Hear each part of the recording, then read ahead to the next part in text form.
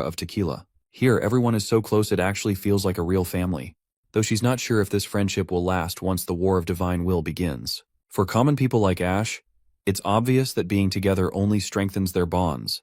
So she doesn't quite get what Phyllis means. Phyllis then reveals that magic doesn't just affect their abilities, it affects their temperament too.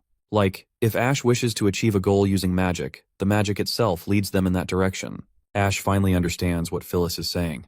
She remembers being at her strongest when she was fueled by hatred, seeking to kill those from the church.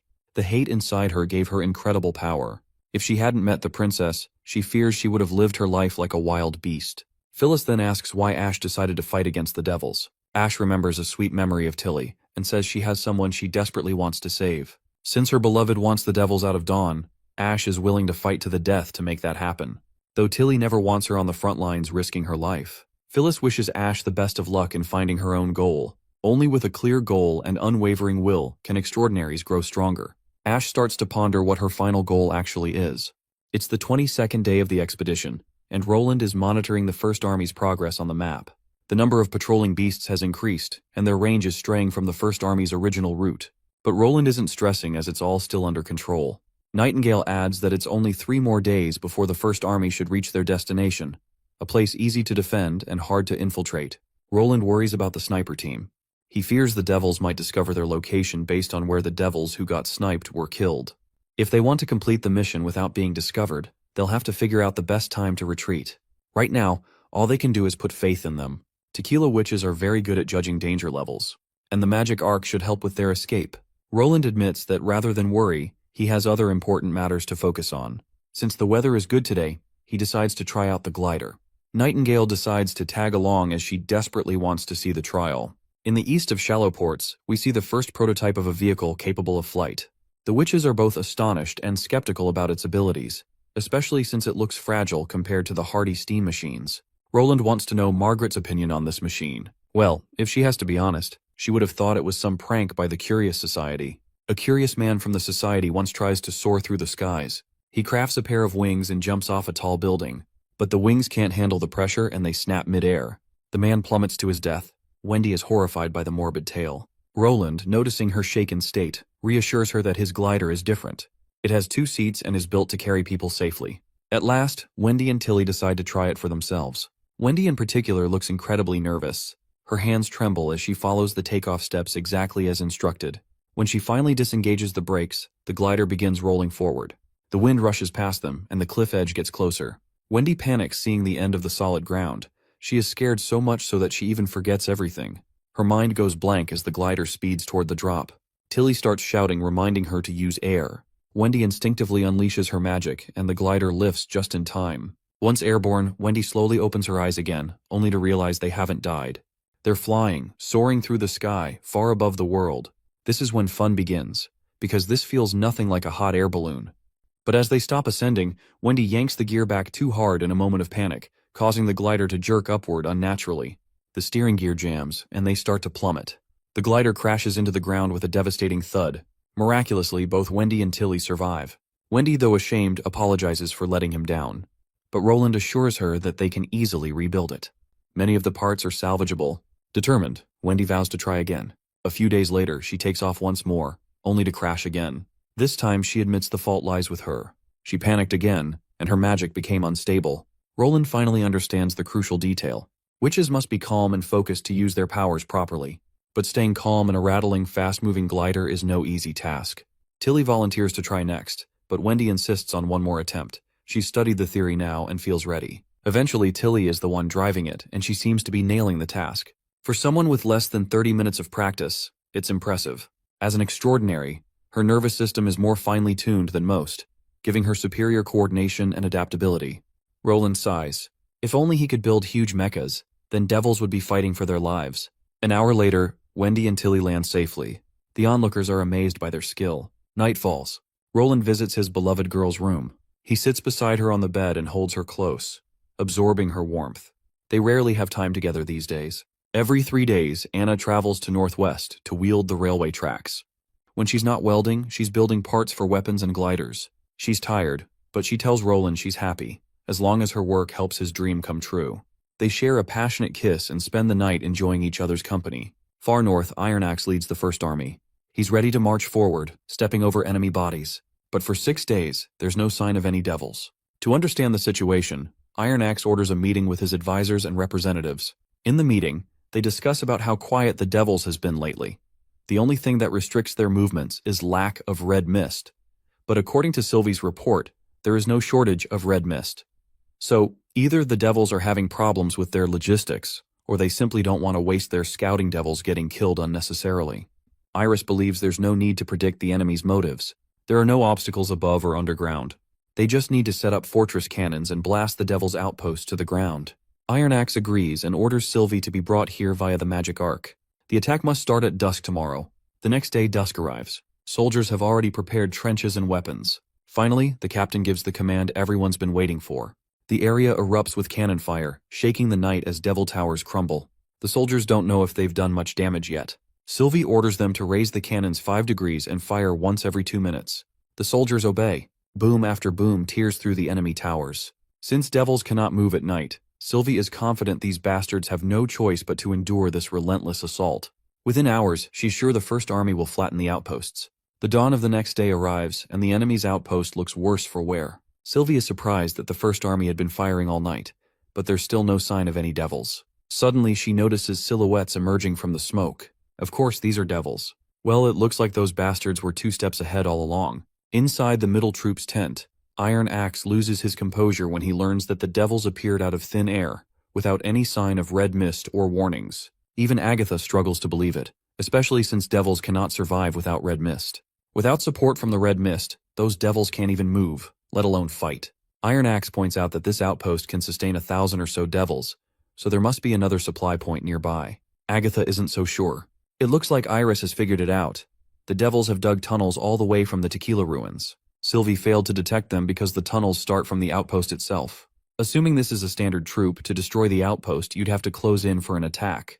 In other words, the first army is leaving their rear exposed to the devils. If the devils strike again, the first army might find itself completely surrounded. Iris highlights how the devils gave up attacking halfway through and even shrank their patrol range just for this moment. They want to take everyone down in one fell swoop. The one wise man questions how did the devils escape Miss Sylvie's detection. Turns out, with the demonic beasts around, Sylvie can only observe from a distance. Her eye of magic might have missed a few spots. Iris thinks Sylvie probably just scanned the area around the outpost and overlooked what's underneath. She's not trying to blame Miss Sylvie or anything. It's just that everyone relies on her so much, they didn't think to check below. Magic's not something witches can ignore.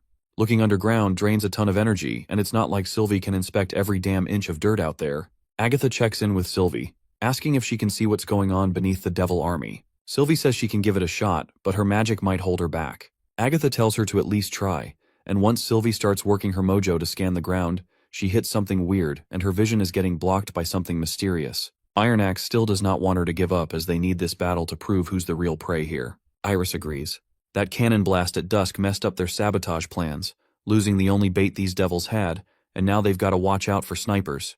No matter how you slice it, it's a solid start. Iron Axe is on the same page. He doesn't care what the enemy's planning. If those bastards show themselves, he just wants them exterminated. Once the devils come into range, it's go time. Shortly after, the devils start showing up, and the soldiers unload hell, bullets flying everywhere. The hobos drop like flies. Agatha notices something's off. They're not even throwing spears back. Those bastards just keep charging forward, and that's when Agatha realizes what they're really up to.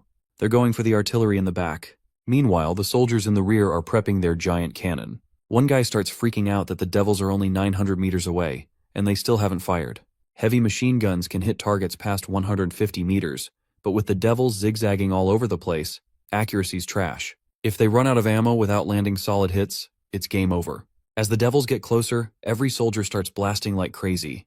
The moment they take down the first wave, the soldiers break into a victory dance. But the celebration doesn't last. Spears come flying in, and just like that, soldiers start dropping again. Morale plummets, and the survivors are yelling at each other to get back to position and return fire. The commander shouts at them to shoot down as many demonic beasts as possible before their line collapses. More devils start descending. But just before they tear through the regular troops, the divine punishment witches drop in and start throwing hands. The divine witch even skewers a bastard right through the chest. It's actually a new weapon Roland whipped up, and if they had this 400 years ago, Tequila might not have fallen. The 3 chiefs probably wouldn't have turned on each other either. As the witch grinds the devil's head into the dirt, she shouts loud and proud, "Tequila is back, baby." Meanwhile, the battalion commander's down, bleeding bad, barely able to move. The rescue team rushes over to stabilize him, but he's more worried about his soldiers as he wants an update on the front line. A terrified nurse delivers the bad news that the devils are attacking, and it looks like they're clashing with the tequila witches. The commander's shocked. The devils never engage like this as they always stay airborne. He forces himself to stand, tells the nurse to focus on the wounded, and heads off to man the cannons himself. While he's loading, one of those stinky bastards sneaks up and lands a brutal hit. The devil raises his axe for the kill, but Agatha jumps in just in time, her icy powers stopping the blow. It's not enough to freeze the bastard solid, though. He smashes through the ice with a punch and lunges at Agatha. She immediately summons more frost and freezes him completely from head to toe. The soldier thanks her for saving his ass, but he better hold that thought, 'cause the second wave's already on them. Agatha calls out to Molly, who dives in and uses her water magic to pull the wounded soldiers off the battlefield. More devils arrive and immediately start hurling spears. Agatha saves that same crazy-ass soldier again and tells him to fall back with his men before it's too late. But the battalion commander refuses to retreat.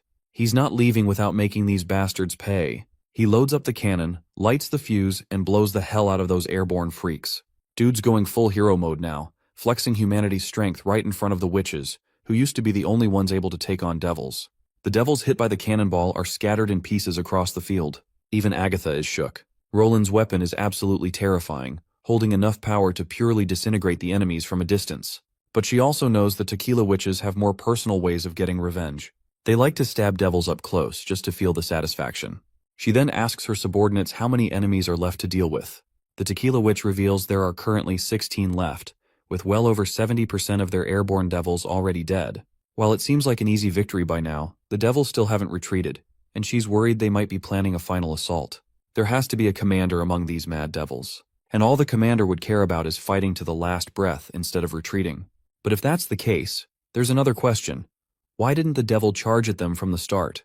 The tequila witch explains the commander doesn't think any of them currently are worthy opponents to fight. If there was an extraordinary witch among the First Army's ranks, maybe the commander would have come down already to fight. Agatha notices how this divine soldier witch, Zoe, seems to know more about the devils than anyone else. So out of curiosity, she asks if Zoe is part of the alliance. Zoe reveals she was once a shadow guard of Lady Natalia, also known as the Red Lotus. Suddenly devils start marching toward them again, causing Zoe to rally the orders to protect the weak mortals and leave the enemy to them.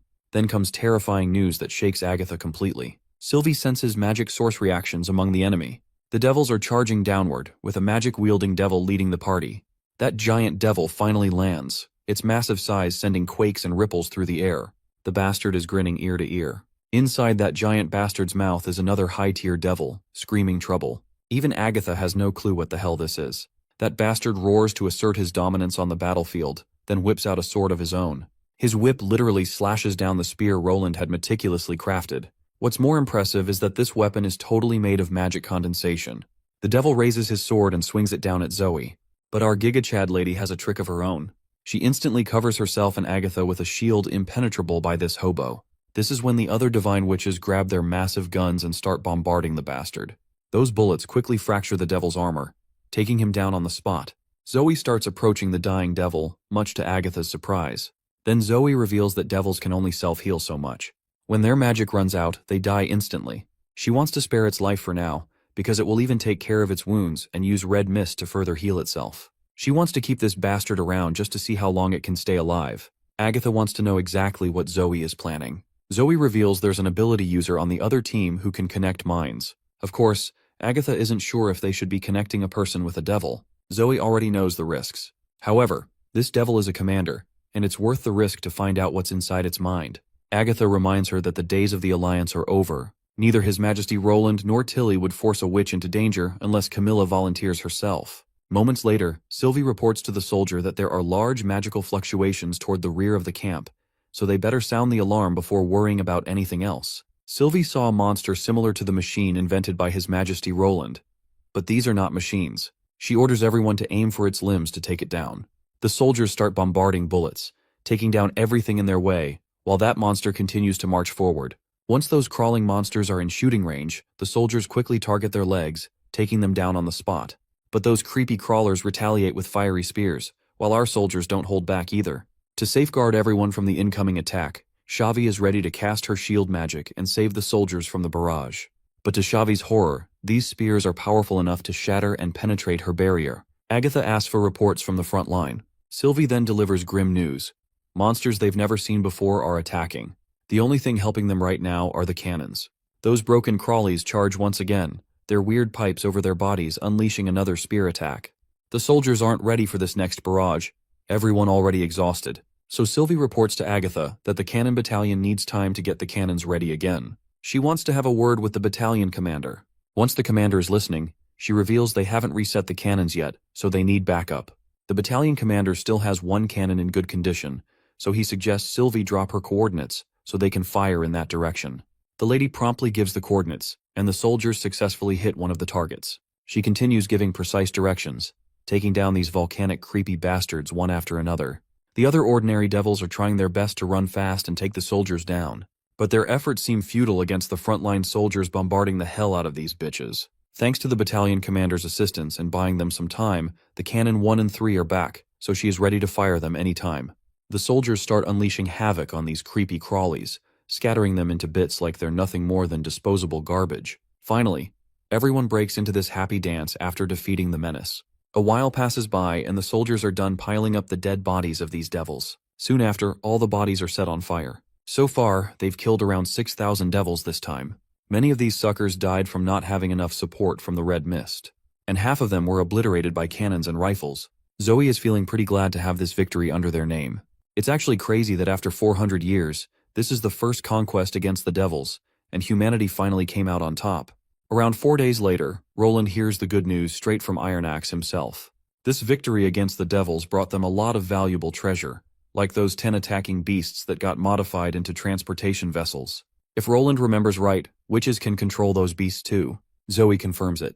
Those creatures have magic stones as their cores. The only thing needed is to train them, and then you're free to use them.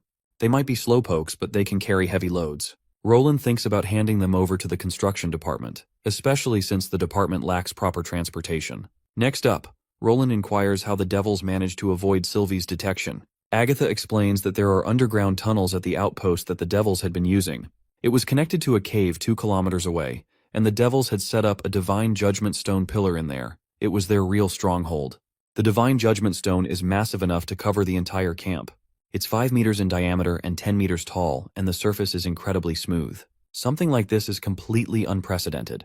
The more complete a divine stone is, the tougher and sturdier it becomes. Obtaining such a stone pillar couldn't have been easy. Even if they tried shooting at rocks in the northern mines, bullets would barely leave a scratch.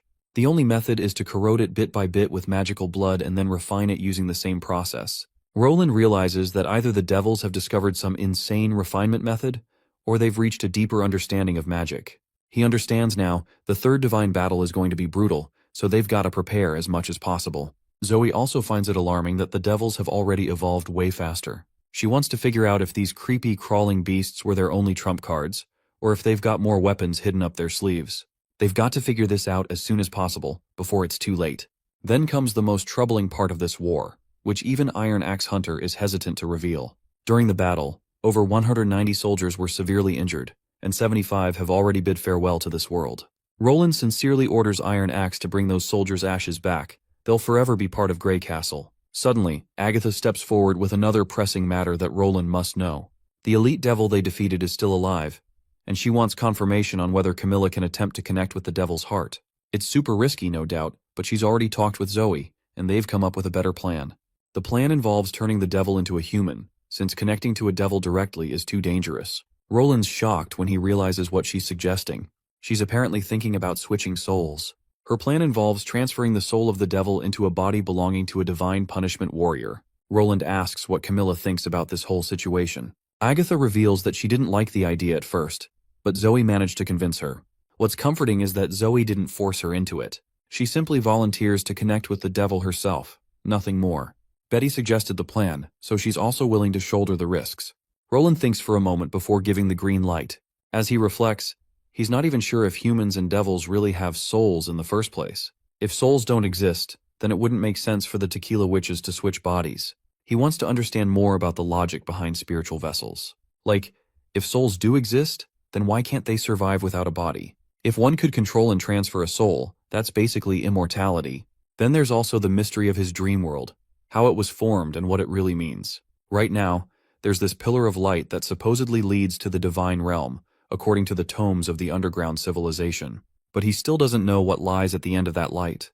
There's so much he needs to uncover, and the origin of magic, the truth behind the battle of divine will, and more. As Roland and Tilly wait for the army to return, they both oversee and boost many infrastructure projects within Grey Castle. Trials of the glider are still ongoing, and the flight manuals keep getting thicker with every test. With enough content, Roland is ready to publish the manuals as a full-fledged book with a proper cover and title. Let's not forget the metal ships. They're finally stable enough to sail the waters after a few modifications. The Mage Tower for Agatha was also completed last autumn. A month and a half later, the First Army finally returns to home ground with victory flags raised high. The entire town cheers for the brave soldiers who fought to protect the lives and peace of the common folk. With this, the months of demons begin as the first snow starts to fall. We then cut to the prison cell where the creepy elite devil is being held. Zoe instructs her fellow witches to take care of the devil and make sure it doesn't die. Later, Zoe meets her other tequila friends, Pasha and the rest. Since Zoe looks calm and composed, Pasha and her group are sure this must be a sign of good news.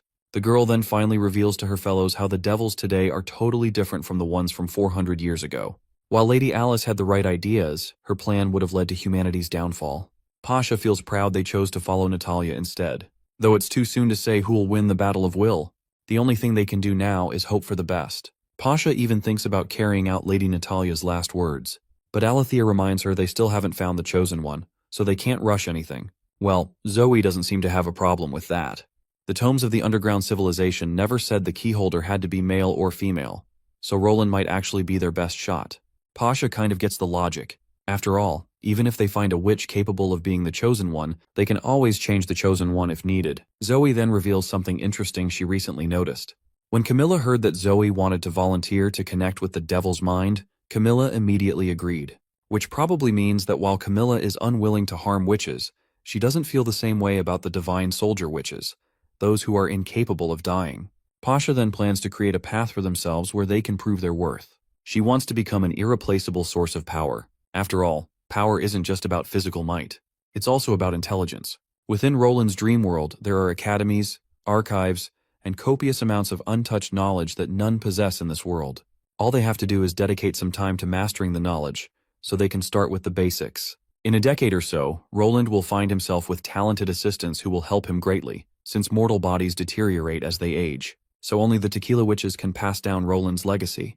Pasha reminds her fellows that this plan only holds value if they can defeat the devils. For now, they better adjust the divine relic for the soul transferring process. A while later, Roland visits the third border town city, where all the tequila witches have gathered to pay their utmost respect to Roland Wimbledon. This recent victory against the devils has finally forced the tequila witches to fully bind their loyalty to Roland. Even Roland can sense that he's being respected more than ever before by the tequila witches. Predictably, he downplays his efforts by crediting everyone who was involved in the battle for the victory. Looks like he is here to witness the soul-transferring experiment between a devil and a witch. The divine relic has been set up, with both subjects ready for the procedure. The devil's limbs have been cut off to make sure it doesn't cause any trouble. To exhaust this bastard's energy, Zoe kept chopping off its limbs every time it regenerated, draining all its power. Of course, both Wendy and Roland are a little startled just imagining the sheer brutality Zoe had to stoop to. Anyhow, without further ado, Pasha and the others activate the divine relic, and soon enough, the transfer takes place. Looks like luck is on their side because the divine relic is able to sense the devil. Now all that's left is to wait for it to possess the human body. The devil starts going bonkers after being transferred into this human body. Now it's Camilla's turn. She will connect the devil's mind with Zoe. Before they start, Zoe warns her not to sever the connection until she says so. Camilla looks troubled, but Roland gives her consent, so she won't be responsible for any consequences. Eventually, Camilla starts her mojo and tries to connect the devil's mind to Zoe's. Zoe's body begins to suffer as the devil starts taking over. He starts speaking, calling humans lowly creatures and exuding his own superiority. Roland and Wendy look absolutely troubled, as they have no clue what's happening to Zoe. Turns out the devil is just acting cocky and mighty, but in reality, he doesn't have any control over this body. Zoe can move her fingers just fine. So Roland decides to confidently communicate with this bastard of a devil, reminding this crazy ass that he's the one whose army got defeated, not humanity. Roland further rubs salt in the bastard's wound by reminding him how his army got annihilated completely, and how this bastard himself got imprisoned. Thousands of devils turned to dust as they burned. With all that said, Roland questions this bastard. Who's the real lowly creature here? The bastard is in shambles, denying his defeat. He can't believe the devils got defeated. It's only possible if humans found a legacy shard and experienced an advancement. The only thing this devil can think of is that the weapons humans were using must be made with shards as well. Of course, just like Roland, we have no clue what this legacy shard is, or what advancement this hobo is talking about. The bastard seems to be in absolute denial. He spouts nonsense about how humans have never entered the Sky Sea realm, so they can't be possessing legacy shards. In fact, humans don't even have the rights to enter that place. Then again, if humans didn't enter the Sky Sea realm, how did they defeat the devil's army? So the devil refuses to believe that his race lost to some mere mortals. Well, Roland gives this bastard another reality check, reminding him that the fact he lost miserably doesn't change no matter how he perceives his defeat. He's the clown here who thinks everything is a lie. The devil gets annoyed for being called a joke. He's even more annoyed that Roland seems so easygoing about the battle of divine will, which is the key to an entire civilization's survival. Pasha also highlights how this guy calls that cone-shaped artifact a legacy shard. If you don't recall, anyone with a deep connection to this divine artifact can enter the stone and see 4 paintings of 4 civilizations. The devil laughs when he realizes humans call this legacy shard a divine artifact. He recalls how this crystal is a legacy of a clan, and if you devour it, you can obtain advancements. The devil further reveals how when those underground civilizations died, humans were all busy hiding away on the surface. Roland now realizes why humans haven't obtained the artifact. If what this devil says is true, then the artifact can only be obtained by killing one of the races. The underground civilization disappeared after the first battle of divine will. Back then, humans were busy fighting the devils and had no time to care about anything else. The artifact not only determines the life and death of a civilization, it's also valuable to other competitors. That means no civilization will rest idly unless the other is exterminated. Roland inquires why this war is called the Battle of Divine Will, and wonders if it's a plan by humans. The devil finally decides to reveal the secrets, since humans are going to die eventually. Apparently this battle isn't about the gods, but about the races.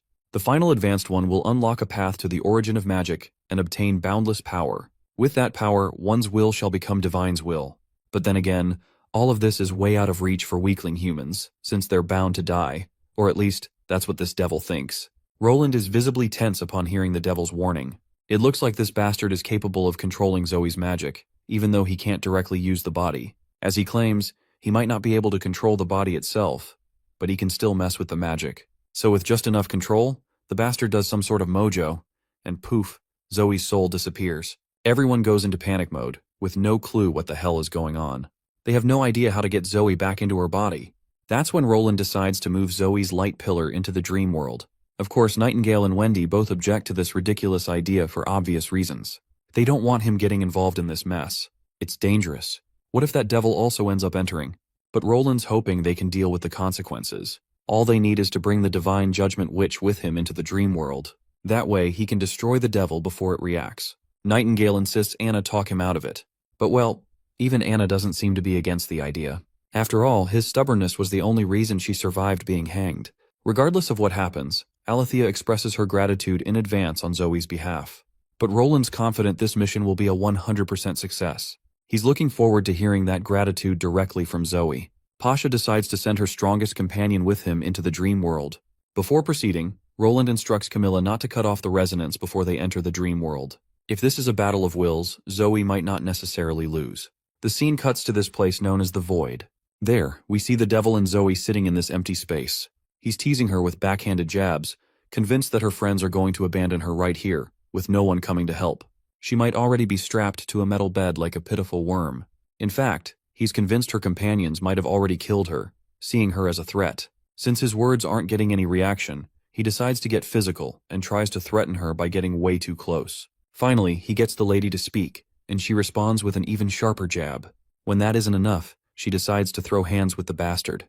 And so, they fight. Straight up, no break for 5 days. And the bastard of a devil is looking rough. But of course the bastard just heals himself back, while poor Zoe has lost her hand in the confrontation. She feels this fight isn't fair, especially since the bastard can materialize a damn sword with magic, while her only weapons are her limbs and her mouth. But it doesn't matter. Her severed limbs begin to reform in the darkness, growing back like she never lost them. To aggravate this bastard even more, she reminds him she's the one who made his life hell by cutting off his limbs over and over back then. It's now day 16 of their fight, and the devil bastard is literally in pieces. It's gonna be a long one, so Zoe decides to start a little chit-chat, just to pass the time. She asks him about this place. He responds that it's a space created by his consciousness, a fusion of magic and soul. Bugs like her will never understand the magnificence of it, or at least that's what this bastard believes. Well, this only causes the girl to chuckle a bit when she remembers the dream world Roland is capable of creating. She proudly tells him how that world is so much more. It has people, trees, the sky, the earth. But in here, it's just empty. The devil refuses to believe such a thing even exists. According to him, she has no idea how much magic it takes to create those details consciously. So creating an entire world just sounds ridiculous. If it does exist, it's only possible through the origin of magic. Zoe refuses to believe in such a thing. As far as she's concerned, the origin of magic is nothing but an abstract idea, just like the divine domain. She pushes him to share more, trying to get actual evidence. But this zesty-ass bastard ain't no fool. He's not gonna slip up just because she's trying to play smart. Since the bastard isn't giving her what she wants, she pierces his chest, giving him strokes of pain on the spot. Though honestly, she would have spared him all this pain if he just ran his mouth. The devil tries to act tough while trembling, saying he isn't afraid of pain. Well, she's more than happy to crank it up if that's what he wants. Honestly, it's a win-win. She's had this thirst for revenge building inside her for 400 years, and now she finally gets to quench it. Suddenly, Zoe wakes up in the real world, being tightly held by Alethea. She won't let go unless Zoe introduces herself and confirms her identity. Well, the girl isn't sure how to prove she's really their friend. Then she spots Roland lying beside her, and immediately assumes they're planning to use him to confirm her identity. But that's just going too far. She quickly yells out, claiming she's definitely Zoe, so there's no need to enter the dream world. But Alethea hasn't forgotten how the devil could control magic through Zoe's body. Then Roland wakes up without activating the dream world, much to Zoe's relief. Because who knows what that devil would have done if it had entered the dream realm. Eventually, Zoe convinces them she's truly their comrade. No more questions. With the identity crisis settled, they consider connecting Zoe's mind with the devil's again, in order to force him to spill everything he knows about other civilizations. Camilla successfully links them again. This time, it's Zoe's consciousness that dominates. The devil bastard has no choice but to spill all the juicy details. Turns out, the army of the Sky Sea realm has been eroding this continent bit by bit, hoping to turn the whole world into an abyss. If the devils weren't busy fighting off the Sky Sea realm, he claims they would have wiped out humanity centuries ago. That's a huge revelation Roland just got. Basically, the devils were already fighting on two fronts. Their war against humanity wasn't even the main battle. If this bastard is telling the truth, Roland realizes things are way more dire than he originally thought. Roland then gives Betty a thumbs up for taming this wild devil and making it spill everything, sparing Roland the trouble of falling asleep. She feels pretty glad to have Roland's praise all to herself. Meanwhile, the devil is pissed off at being called a devil, hating how humanity stereotypes every different clan as scary and evil. He gets cocky when he reveals that when the origin of magic appears again, everyone's gonna die. At the mention of the origin of magic, it clicks in Roland's mind that maybe this dude is talking about the Red Moon. Even Agatha is having a hard time believing that the Red Moon is made of magic. She's seen the Red Moon herself, and no matter what it is, it's still thousands of miles away from the world. She keeps questioning the bastard if there's any way to reach the Red Moon suspended in the sky. But that bastard doesn't say a word in response, much to Roland's annoyance. He asks if the bastard can at least tell them where the Sky Sea realm is located. Once again, the bastard refuses to say a single word. Roland asks another question, wondering whether the devils destroyed the underground civilization. Again, the bastard gives him the silent treatment, which annoys the hell out of our guy. He tries once more, asking if this shithead knows anything about those crawling monsters with pillars over their bodies. Well, the dude refuses to respond to any questions Roland asks, especially since he's already told more than he should have. Then he goes full maniac, daring them to kill him. He's sure his Lord Hacksword will definitely wipe out all the humans, and all the dead devils will be reborn through the origin of magic. Since this dude ain't giving any good answers, Roland decides to switch topics and question him about something else. He asks a question that directly challenges the capabilities of the devils. Roland's sure this devil won't miss the chance to boast, unintentionally giving out crucial details. And just as expected, the bastard starts rattling on about how he's stronger than anyone could ever imagine. Where the continent meets the Sky Sea realm, the devil's army is big enough to fill the sky. When the devils march, the earth will quake. He admits that those transcendent witches may have had a shot at defeating the Sky Lord in the past. But now, there's no way in hell they could do something like that. That's when Roland decides to give this bastard a reality check, reminding him he's seen nothing. The ones who hold true power would never let darkness consume the world. When the world is about to fall, They'd even burn their own souls so the living beings on Earth can still feel warmth. So if this devil's bold enough to think he's that powerful, then why doesn't he go ahead and be the light? With that, Roland wraps up his conversation with the devil and walks away, a smile on his face. That smile comes from finally getting some meaningful words out of this bastard. The first thing they learned is that the deep sea monsters were able to fight the devils and their elites, even though the devils had the red mist. That means the deep sea monsters are more complex and a force to be reckoned with. The second crucial detail is that devils didn't refer to their enemy from the sky-sea realm as worms. In other words, those deep sea monsters must have undergone some kind of evolution. Anna points out that only one race has been eliminated so far, yet he's saying 2 races evolved, so it doesn't add up. Now that she thinks about it, she has an epiphany. The underground civilization never said the devils were responsible for destroying their civilization.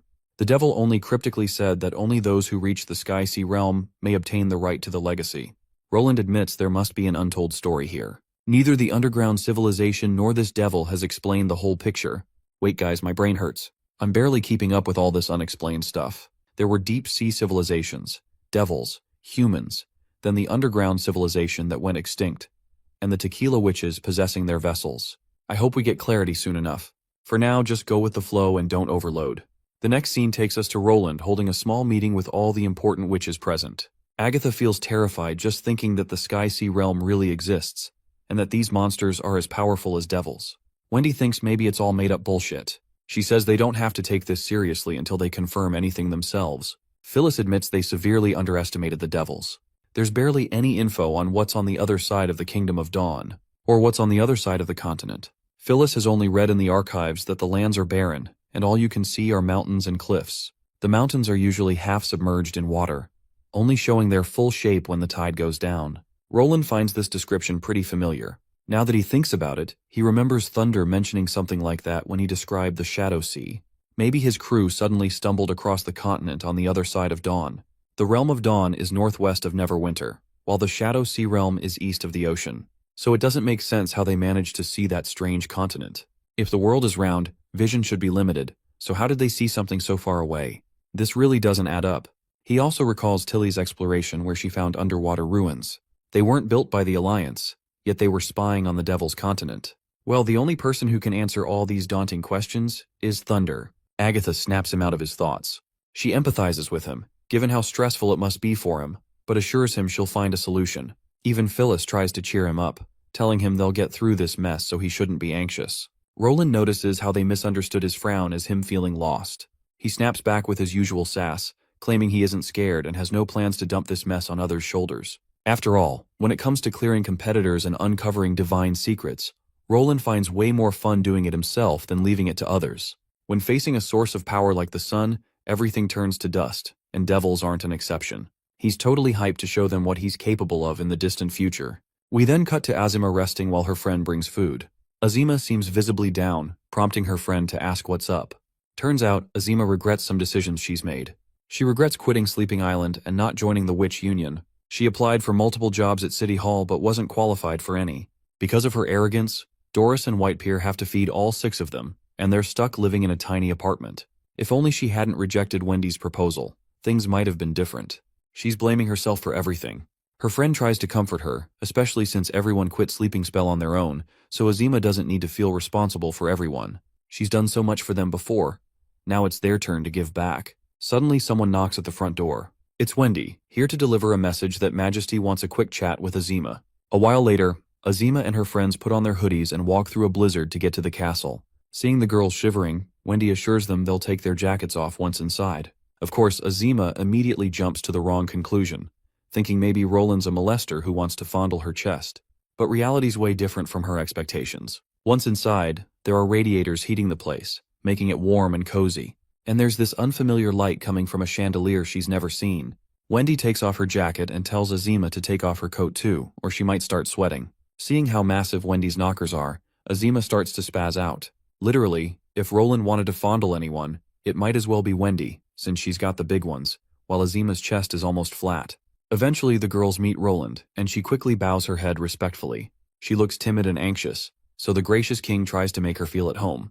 The reason for their meeting is that he wants to recruit her. He was getting so impatient he couldn't wait another day, so he called her here at night. Azima is startled to hear this, and Roland proceeds to outline the contract details. He'll pay her 2 golden royals per month, and once she finishes her objective, he'll reward her with another 50. Of course, the amount of money she'll make is massive. Enough not only to live a life of luxury, but also to support her friends. Not wanting to blow this opportunity, she puts her ego aside and insists on knowing the nature of the work. Roland finally reveals she'll be searching for a different type of rock. He promptly pulls out a specific rock from his drawer and hands it to her. Azima hesitates to use her magic because, in the past, merchants hired her to find gemstones, but her magic only led them to Searing Flame Island, where they found nothing but gravel. Those merchants were just ignorant. She actually took them to the right place, a place where they could find gemstones. As for this mineral, Roland suggests she try it out right away. Azima quickly starts her mojo and soon finds a similar stone sitting right inside Roland's desk drawer. Roland raises the difficulty level and hands Azima another stone, challenging her to locate this one too. She begins focusing her magic again, and detects 3 sources matching the stone's signature. However, she can't pinpoint their exact location unless she gets closer. To help, Roland offers a hint. Head east, then north. By now, Azima is kinda curious to know what these stones even are. Why does he want them so badly? Roland simply cryptically reveals that these stones are the future of humanity. The rarity of the stones makes Azima nervous. If word gets out, not only could her mission fail, but she might even lose her life trying to obtain them. Roland reassures her that those who don't understand the stone's significance will just think it's ordinary rubble, but to him, its value exceeds gold. It's the key to unlocking what he calls the brilliant radiation mission line. Given how unpredictable the journey might be, Roland makes it clear that she won't be going alone. He introduces her to Sean, a sturdy, dependable man who will act as her protector. In addition, an engineering team will accompany them, with the highest priority being to locate the source of the stones. If she needs help from local officials, Sean will handle it. Azima can hardly believe that literal nobles will be working under her. That feels surreal. But Roland reminds her that the nobles no longer rule their territories. They follow central authority now. Obeying orders is their duty. Summoning a little courage, the girl dares to ask for a favor. She wants her salary sent directly to Doris. Roland agrees, as long as she has no problem with it. With her pride set aside and her purpose reignited, Azima accepts the job and says she's ready to depart at dawn. Roland wishes her luck and expects great results. It's becoming clear that Roland is cooking up something big. Something so massive that it would blow your mind if he revealed it. Well, prepare yourself for what you are about to hear. Bro is secretly trying to build a nuclear bomb, a trump card to obliterate anyone who dares push humanity too far. Ever since Lucia evolved on her coming-of-age day, Roland had Kyle Sichi and her identify the original uranium sample from a pile of separated elements and preserve it carefully. Based on intelligence obtained from high-level devils, Roland is certain that humanity will reach a critical juncture. The enemy can grow in unnatural, near-absurd ways Roland can't match through conventional means. So he turns to the ultimate wildcard, nuclear energy. Meanwhile, Nightingale is still wrapping her head around how such tiny rocks can turn thousands of devils into ash. And not just her. She knows for the fact that nobody else would believe it either. Roland isn't surprised. Even he once doubted the power of nuclear weapons, until history itself proved otherwise. He's thankful that Soraya wrapped the uranium sample in a transparent film. Otherwise, he wouldn't have dared touch it. Now he's determined to push himself to the brink. No laziness, no hesitation. Not when the stakes are this high. Nightingale chuckles, as if Roland just cracked some sort of joke she finds adorable, but won't explain. As a reward, she plans to bring him a hot drink and a snack feast. Honey-glazed mushrooms, 5-spice roast meat, salt and pepper fried shrimp, and a turbulent drink from the kitchen. Of course, Roland sees right through her. She's probably just using his name as an excuse to make a treat for herself. The next day, we partook in the Oil Fraction Tower Project ribbon-cutting ceremony. The era of industrial energy and climate transformation has officially begun. Citizens cheer and enjoy the festivities. Iris, meanwhile, watches the chimney puffing out smoke and finds it strangely beautiful, almost poetic. Her brother, however, just sees it as a smokestack doing its job. She reminds him of the brutal winters back in Eternal Night City. The silence, the stillness, everything was frozen stiff. She used to think that was just what winter looked like. But Neverwinter changed her perspective. Even in the dead of winter, this city is alive, buzzing and breathing. That chimney isn't just smoke, it's earth breathing, proof that this land is awake and changing. Humanity now has the power to alter nature itself. She can't even imagine what wonders they'll create once they're strong enough to reshape the entire world. That's what she finds so profound and beautiful. Back in the witch dormitory, Lorgar wakes up. She had way too much to drink again.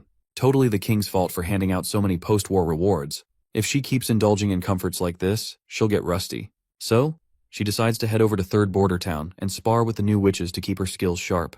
As she heads out, she notices a piece of paper stuck under the door. It's a letter from her father. The doting dad is concerned about her well-being and asks how her progress has been.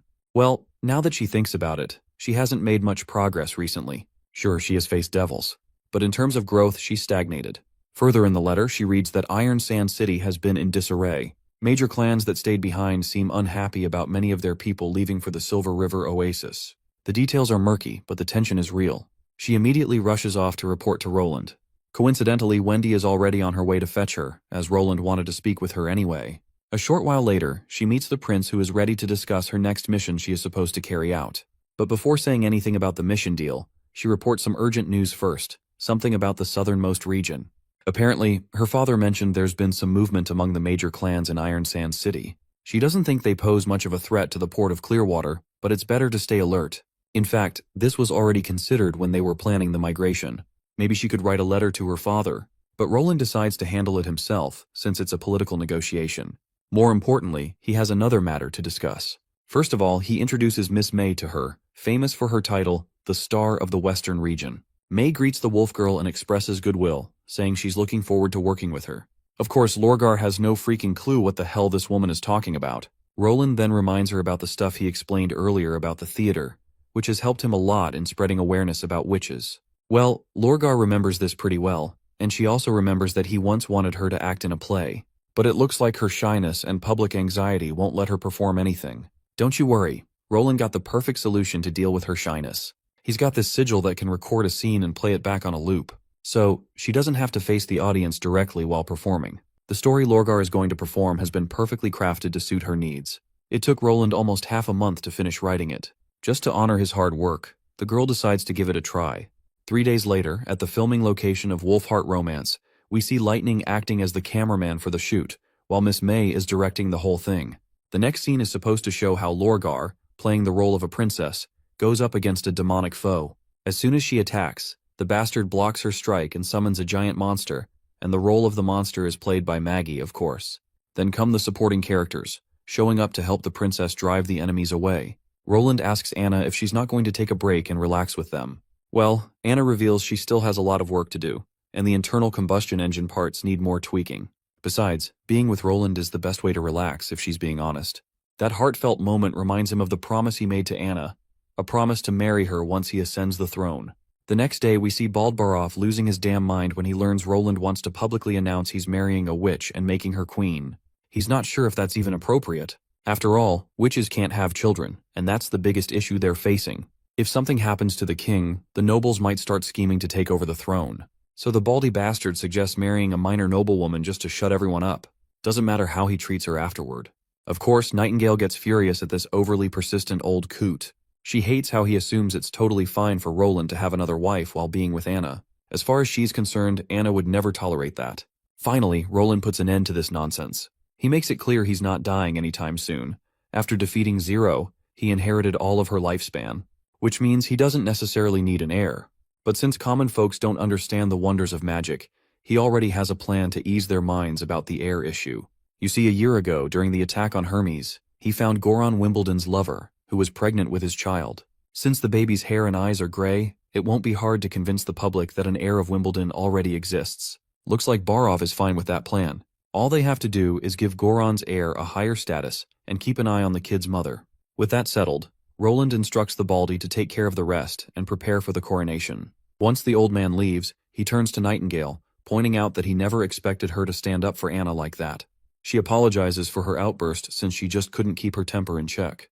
Roland then teases her, saying he thought she'd be all sad and gloomy now that he's about to make things official with Anna. Well, Nightingale doesn't seem jealous at all, or at least that's how she acts.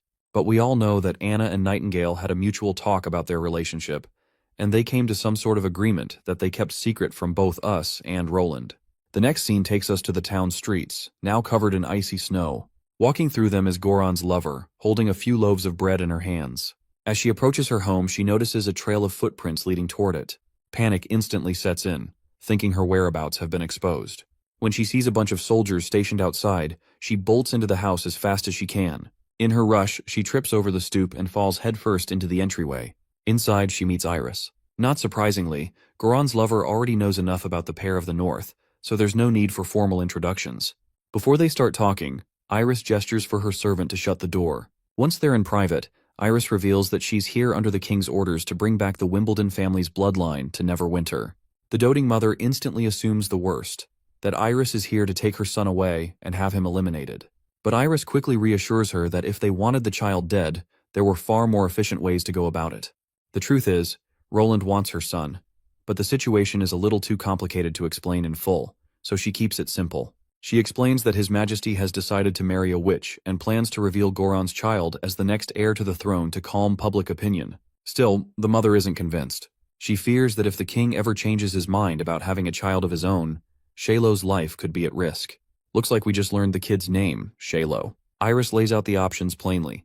Either take some money and run or come live in Neverwinter. Though if she chooses the latter, she won't be playing the role of Shaylo's mother anymore. Instead, she'll live as a servant in a noble household. The poor mother starts crying as she leans toward the first option. But that's when Iris offers a bit of hope. If she chooses the second option, she can still stay by her child's side and watch him grow. After all, Roland is not that heartless. They can create a story that Goron's wife came from a noble family that was destroyed in the church's attack, and before dying, she entrusted the child to her loyal servant. The mother starts to see how gracious the king is trying to be by not stripping her off of her child completely. She then asks the big question. Does her child actually have a chance of becoming king one day? Iris bluntly crushes that hope, telling her not to hold on to any illusions. That's when the mother snaps, demanding how she can possibly trust that Roland Wimbledon won't just have a child of his own someday, potentially putting Shaylo's life in danger. Unless Iris can give her a convincing reason, she'd rather die right here. And once she is dead, they are free to take her son. Just when the mother thinks it's over, Iris calmly tells her to pack her things. They'll be leaving in a few days. The woman then mentions the name of a tavern guy who could pose a threat since he knows about Goron's child. Iris assures her she'll take care of it. Later, we cut to the Eternal Night City Castle in the north, where the Pearl of the North meets her father. First thing she does is scold him for planting spies to keep tabs on her, which she clearly does not appreciate. They go back and forth for a bit. While Iris fills her father in on all the juicy developments, he also shares updates about the North's current situation. After a while, she returns to her room to write a letter to Roland. Cut to the man himself, buried in paperwork. That's when Nightingale sneaks up on him and pulls out one of his gray hairs. She's a little worried that he's already going gray at 30 from all the stress. But Roland assures her that he's survived way worse. After all, stress was literally what killed him the first time. Suddenly, he starts coughing violently, which causes Nightingale to panic. He quickly reassures her that he's fine. Neither of them realizes it, but there's a romantic tension in the air, especially with how caring Nightingale is being in that moment. Their little moment is quickly interrupted when Wendy shows up to discuss something important. Nightingale instantly vanishes into mist and reappears on the couch, just to make sure Wendy doesn't get the wrong idea. Both of them pretend like nothing happened. Roland shifts the topic, asking Wendy what she needed. Turns out, according to last year's records, today is Lightning's coming-of-age day. After double-checking, he gives the order to reinforce the witch's apartment building and to inform Margaret and Thunder. Night falls, and in the witch's residence, Lightning is resting, surrounded by her friends for comfort. They hand her a sigil to help channel any extra magic, in case things get unstable. Lightning is super curious about what kind of branch ability she's going to awaken. She's hoping it's something that removes the weight limit she currently has to deal with. Moon, being not so optimistic, reminds her that not everyone awakens a branch ability. It's pretty common not to get one. Scroll asks Wendy about Lightning's evolution probability score, to which the big booba reveals she scored a whopping 86 points, which is insanely high. Phyllis is so shocked she gasps for air. Roland, out of curiosity, asks why that score made her react so strongly. Turns out, back in the Tequila era, sharing evolution scores was strictly forbidden to avoid witches comparing themselves and feeling inadequate. Roland reassures her there's no need to worry. Awakenings like this are going to be more common in this era anyway. A while later, Roland gets outside of the room, only to find Thunder outside, rocking that goofy disguise.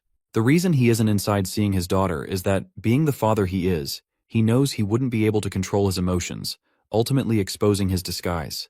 But Roland isn't sure how much longer he can keep hiding behind this fake identity. After all, she's bound to become an adventurer, and sooner or later, she'll find out the truth. Thunder then quotes a famous saying someone once told him, "Exceptional people often die because of their unparalleled talent, while those with average abilities usually live longer."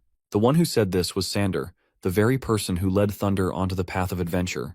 Roland is surprised to learn that the disguise Thunder is rocking is based on a real person. Furthermore, Sander lived a quiet life and died saving Thunder from a sea monster attack. He said his only strength was kindness, yet he died because of it.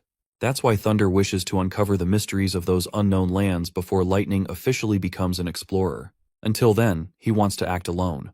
Roland finally understands what this man is trying to do.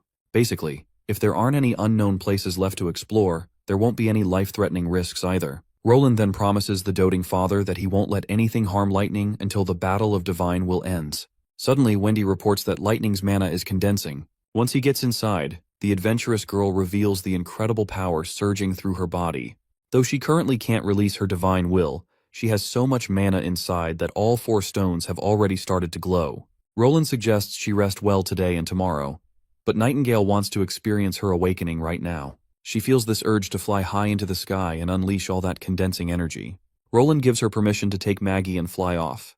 As soon as she takes off, she causes a massive explosion, shocking everyone to their core, including Roland. The next day, Roland is busy asking Baroff about the incident from the night before. Baroff reveals that a crowd of terrified citizens gathered at Town Hall, asking if Neverwinter had been attacked by devils or evil beasts. Roland suggests the old man frame the incident as an aftermath of weapon testing. Anyone injured in the blast would be compensated for medical bills. After the call, Roland's face turns gloomy and serious as he holds Lightning accountable for the mess.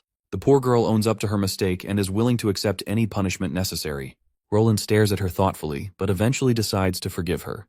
The little girl lights up like a kid in a candy store, so excited she jumps to give Roland a huge hug. But he stops her right there. He's really interested in learning more about her high-speed magic. She was only able to fly for less than 15 minutes, which clearly means it costs a massive amount of magic. She herself didn't expect to run out so fast, which caused her to fall from the sky instantly. Roland then asks Agatha if there's any record of such a branch ability in the Alliance. The closest thing Agatha's seen is magic synchronization. This branch ability forms a cocoon to protect the witch, but it consumes a lot of magic as well. Lightning proudly states that her magic can keep growing with practice, and there's no inherited limit to how many times she can advance. Being able to constantly surpass her own limits is so exciting. Wendy is proud of the little girl, but warns her to be cautious and not fly over the castle next time. Suddenly, Roland asks a surprising question. What will she do if there's nothing left to explore in this world? The question makes Lightning pause before she claims that the sky still holds a huge blank space waiting for her to discover. No wonder she's Thunder's daughter. Like father, like daughter. Soon after, he shares his plan to add a new publicity department at the town hall to release information. Non-emergency announcements will no longer be posted on the bulletin board. They will extend beyond Neverwinter. He plans to introduce newspapers, a new way to spread information efficiently. Since education is now widespread, paper and printing are no longer issues, and ink can be provided by black clouds. Without a reliable communication channel, rumors ferment in tavern talks, and once they spread, they're hard to correct. So, the next step is to find a reliable reporter for the publicity department. Their job will be to figure out where report-worthy events are happening. Wendy suggests having Honey for the task. A while later, Honey is brought before Roland. Since Wendy recommended her as the head of the new publicity department, Roland wants to ask if she's interested in the job. Meanwhile, Honey is busy feeling the texture of Roland's desk. She finds it unusual that the table is made of ordinary wood, nothing comfortable about it. Apparently, when Honey was training an owl, that owl told her Nightingale leans on this table every night for a long time. Of course, this causes Nightingale immense embarrassment, and she quickly shuts Honey up before she reveals anything more. Roland finally hands over the publicity department to Honey's capable hands. With her around, he's sure the gossip section of the newspaper will never run out of content. Seems like no witch is safe from having their nighttime showerhead antics exposed. The scene cuts to this tavern, where we see that noble-looking gentleman once again. He's reading this diary that's full of all kinds of stuff that's been the talk of the town lately. Suddenly he hears a clamor outside, so he rings a bell and summons his waitress. He inquires about the commotion downstairs. She reveals that everyone's buzzing about the newspaper. His Majesty has mentioned that it'll take over the bulletin board. The mention of a newspaper gets this noble guy curious, and he quickly hands the woman a golden royal to fetch it for him. A few minutes later, the guy finally has the newspaper in his hands. Upon holding it, he notices the paper is made of cheap straw ash, cost-effective and perfect for mass production. As long as the contents are interesting and the price is reasonable, people are definitely going to buy it. They both read about the upcoming theater show known as Shadow Magic. If you don't recall, Shadow Magic basically refers to the digital movie Roland has produced, which is going to be broadcasted on a screen. Everyone in town's talking about it and dying to watch the show. By now, even this nobleman is intrigued and decides to rush to town to book a showing for himself. The queue is long, with people pushing one another to get tickets first. Miss Me and Carter are also there. From afar, Me notices her teacher, Kajin Fis, entering the theater through a private door, so she and the other actresses rush to meet their senior. She even tries to introduce herself, but Kajin's assistant tries to shoo the girls away. She insists on talking to him, hoping to clear up any misunderstandings that might be keeping them apart. But her pleas fall on deaf ears as this jerk keeps being dismissive. Then Kajin himself speaks up and lets her come inside, but only her and everyone else will stay outside. Once they settle into the office, Kajin addresses Me and asks her not to play the upcoming show. Of course, this makes no sense to me. Why would this old coot want the show cancelled? Especially since it's already filmed and doesn't even need live actors. The three actors inside the room start trash-talking Me, accusing her of stuff even I don't understand. Turns out these salty bastards are just mad that Me's giving them serious competition, despite her earlier promise to step away from acting. The old man is also clearly disappointed. He still doesn't get why she left the Grand Opera House just to do some random plays in a small town. As a teacher, he sees her as wasted potential who gave up on refining her acting skills. Mai gets why he's so worked up. He's the type who truly loves theater and obsesses over perfecting every little nuance of a performance. But she also remembers how much the audience loved her in Border Town and how they couldn't get enough. So yeah, she's annoyed that this old man is judging her work without even watching it. And those so-called random plays he is talking about, they carry real meaning. Witch's Diary helps people understand witches and clear their stigma. Dawn encourages everyone to work hard and change their fate. The new city helps newcomers adapt to Neverwinter's rules. And A Hero's Life helps those who lost loved ones in the war regain their strength. She clearly remembers his teachings, like how the best plays immerse the audience in the lives of the characters. She's not saying the play Kajin's been preparing for 2 years won't be great, but she's sure the Starflower Troupe's upcoming Wolfheart Destiny is equally mind-blowing. She's confident that once he watches the play she's created with Neverwinter, he'll change his mind. With those words, she leaves. The old man decides to give it a shot, telling his assistant to grab tickets for the upcoming show. At sharp 10 a.m., there's already a huge queue, and the house is packed. Kajin and his disciples have already found seats. The crowd goes wild recognizing Kajin, the greatest theater master of this era. His disciples, though, are clearly annoyed they had to come to something they see as beneath them. But their master shuts them up, reminding them he's not just here to enjoy a play. He wants to see if a bunch of newbies can really pull off a perfect story. Looks like the show's about to begin, with someone in the background welcoming the viewers. Since this is going to be an unprecedented viewing experience, everyone's told to brace themselves for the unexpected. Finally, the play starts, and the entire hall begins to cool down, pulling the audience right into the atmosphere of Scene 1 on the screen. There are other visual effects too, all to enhance the experience. Once the session ends, the theater lights come on, and just like that, Kajin admits his defeat. This so-called shadow magic show completely blew away his expectations and made his knowledge of acting feel obsolete. Even his disciples are bawling their eyes out in humiliation. But Kajin hasn't given up yet. Sure, shadow magic has its strengths, but it also has its weaknesses. So he gives his disciples some optimistic pep talk, planning to bounce back stronger than ever. The next day, Barov is talking about the insane response the shadow magic show has gotten. Merchants are desperate to sponsor the show, pushing to expand the business by selling popcorn and drinks. As they chat, Iris returns from the north with Goran's lover. The lover lady greets Roland respectfully. He hopes she'll enjoy Neverwinter's weather. Before talking business, he asks her to get some rest first. Once she's dismissed, Barov goes ballistic, reminding Roland they can finally proceed with his coronation now that the heir issue's resolved. Almost a week later, people are gathered outside the castle, with Roland and Anna getting ready for the ceremony. When they come down, every important person in City Hall is standing in double file. As Roland approaches the crown, Anna picks it up and places it on his head. Afterward, he presents himself to the cheering public, who are over the moon to have him as their king. Nobody's going home with an empty belly because there's enough food being prepared for everyone, and they're all loving it. Meanwhile, our couple is sharing their own little romantic moment. Anna wants to hear her full name from Roland's lips, and he doesn't hesitate while calling her Anna Wimbledon. No matter how many times he says it, it always warms her heart. After a good smooch, she expresses her wish to become the Minister of Industry. She wants a little change, like she wants to be an independent woman and not rely on her husband. Well, this 21st century husband has no objections with that. He never wanted her to stay cooped up in a backyard anyway. Let's give the couple some space for romance and jump ahead a few days. In town, a boy is handing out newspapers packed with juicy news.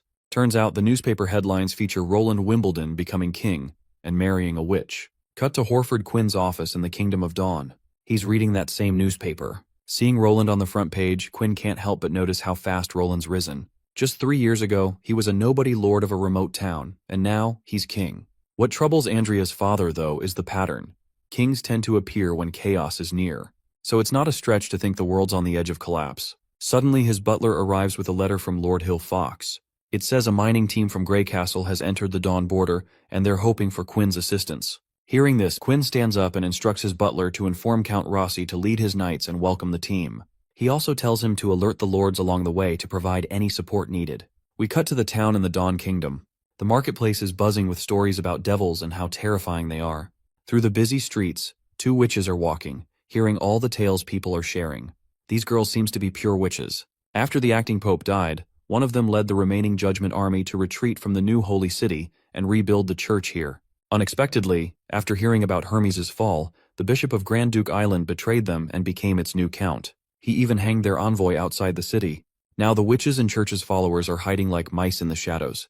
But she's planning to turn things around. She's waiting for the battle of divine will, and she's sure the world is headed for chaos. She is counting for days until she unites with Roland in hell. In the guest room, Roland kicks off the conversation in this little gathering of big shots. Everyone here should feel privileged. Each person in this room is a key asset to Grey Castle, an irreplaceable part of its fleet of elites. In the coming decades, they'll be the ones standing beside Roland, helping to govern the kingdom. All this flattery is a bit too much for Barov, though, who suggests Roland tone it down a little. Roland, meanwhile, feels proud that he's running his state through democracy instead of the outdated feudal rights of the old nobility. To him, only democracy can make sure that capable individuals are the ones participating. That said, there's no guarantee that those capable individuals will always stay loyal to their roles. So, this is just the inaugural of Grey Castle's democratic journey. Everyone in this room will be the founding members of the new government. Their performance and accomplishments will be thoroughly evaluated each year. Whether they get promoted or stay where they are will depend on those evaluations. And Roland himself has taken on the responsibility of reviewing these officials annually. If anyone has questions or suggestions, Roland is all ears. But it seems no one has any issue with how things are going. So Roland moves on to assigning roles. But before that,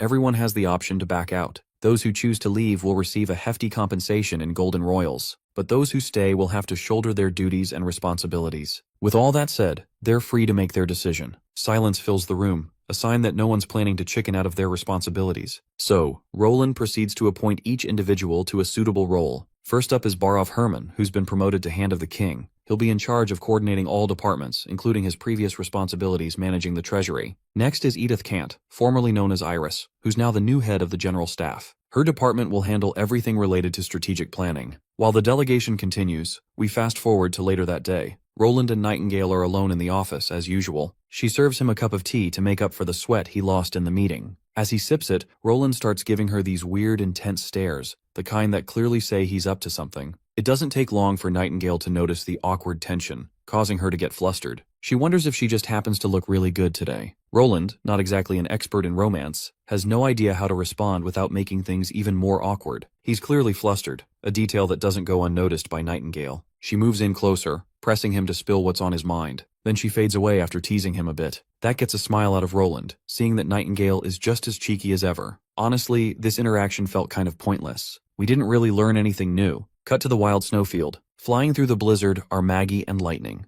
They're now less than 100 kilometers from the ruins of Tequila. Turns out, the girls are out scouting, trying to get a peek at what the devils are up to. As they get closer, they begin to hear these nasty, unsettling sounds. And when they finally get a look, they see devils and demonic beasts going at each other. Both of them are stunned. They've never seen anything like it. Now it all makes sense. That's probably why Neverwinter has been so quiet this year during the months of demons. Lightning notices something off. Demonic beasts are usually drawn to magical artifacts. So it's likely the Devil King brought one of those artifacts into this desolate land. Pretty rookie mistake in Lightning's opinion. Now all the demonic beasts are getting pulled in because of it. Still, she figures she might as well have a little fun down there. With a wave of her hand, she unleashes a crackling bolt of lightning that tears through the devils. After taking down a couple of them, she notices something very different. A devil with human features. Lightning can instantly feel this overwhelming presence pinning her in place. She wants to run, but her body won't move an inch. That devil woman is clearly using some kind of magic that's messing with her hard. Thankfully, Maggie starts pecking at Lightning's chest, snapping her out of the trance. Finally able to move again, Lightning realizes she needs to report this back to His Majesty Roland ASAP. The scene cuts back to Roland's office. where he is reviewing 2 letters addressed to the administrative office. Barov had brought the letters personally, believing the king's decision was imperative. The first letter is from Kajin,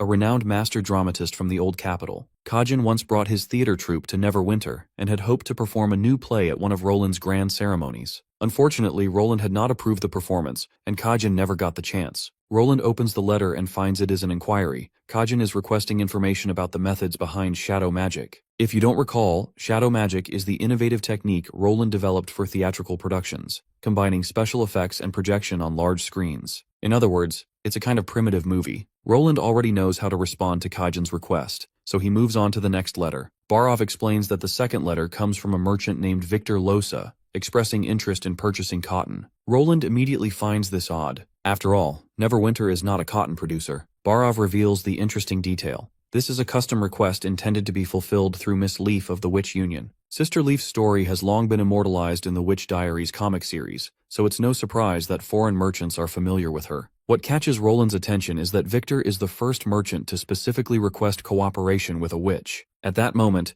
Roland orders Barov to summon Victor to the castle. He wants a private audience. After a brief wait, Victor arrives and stands before Roland Wimbledon. Victor explains that he wants Miss Leaf to cultivate high-yield cotton seeds. With cotton of superior quality and lower cost, he plans to open a new clothing store. Using this advantage, he aims to promote affordable yet quality clothing throughout the kingdom. Since Miss Leaf has already demonstrated the ability to cultivate golden wheat yielding 3 times the average harvest, Victor believes she can similarly triple cotton yields. Cheaper raw materials will reduce clothing costs significantly. Moreover, this venture would save substantial upfront investment and generate over 2,000 jobs. Roland appreciates that Victor intends to manage everything himself, meaning the king would not have to bear any financial responsibility. Gotta say, Victor is the real deal. Not only has he read every newspaper to develop these ideas, but he has meticulously studied every promotional announcement from Neverwinter. Victor's passion alone is reason enough for Roland to take interest. Their discussion concludes on a pleasant note. Afterwards, Roland reflects thoughtfully on how modern machinery can handle tripled cotton processing volumes. With the Losa family's highly skilled tailors, the final products will surely win public favor. Noticing Roland's contemplative mood,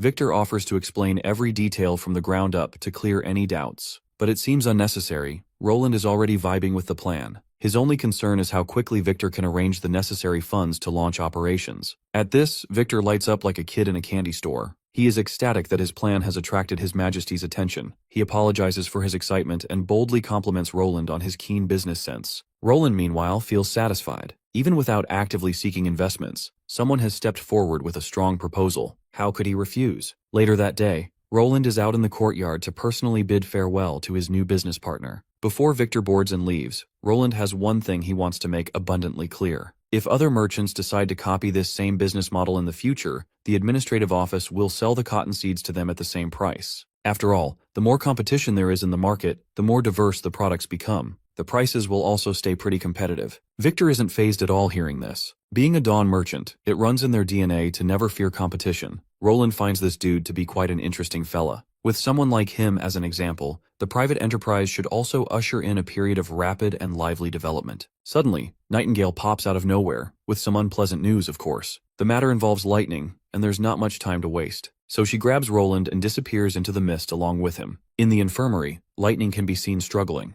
While Roland is dying to know what caused Lightning's condition, little Nana stands there quietly, unsure how to respond. Nightingale rushes to check Lightning's condition and notices that she has sustained an injury over her chest. The troubling part is that Nana failed to detect the injury. No matter how much magic she channels, the wound won't heal. It's as if her powers are useless against this wound. Of course, this news shocks Roland quite a lot. The likely situation is that Lightning was hurt by a high-level devil. To get a better grasp of what happened, he questions Maggie about it. He wants to know everything, from beginning to end. Maggie reveals the sighting of demonic beasts and devils fighting each other on the snowy plains. Then they both encountered a powerful evil that looked very similar to a human. As soon as they were spotted, Lightning froze. So Maggie pecked her on the chest to snap her out of it. If it weren't for that peck, Lightning would have stayed suspended in the air and eventually crashed into the enemies sooner or later. Roland then shouts for Nightingale to call Wendy, Lily, Agatha, and Nightfall. The wound that won't heal seems to be related to that high-tier devil. The only person who can explain this condition is Lightning herself. A while later, Agatha joins them too. They have also managed to wake Lightning from her unconsciousness. It turns out her body is perfectly fine.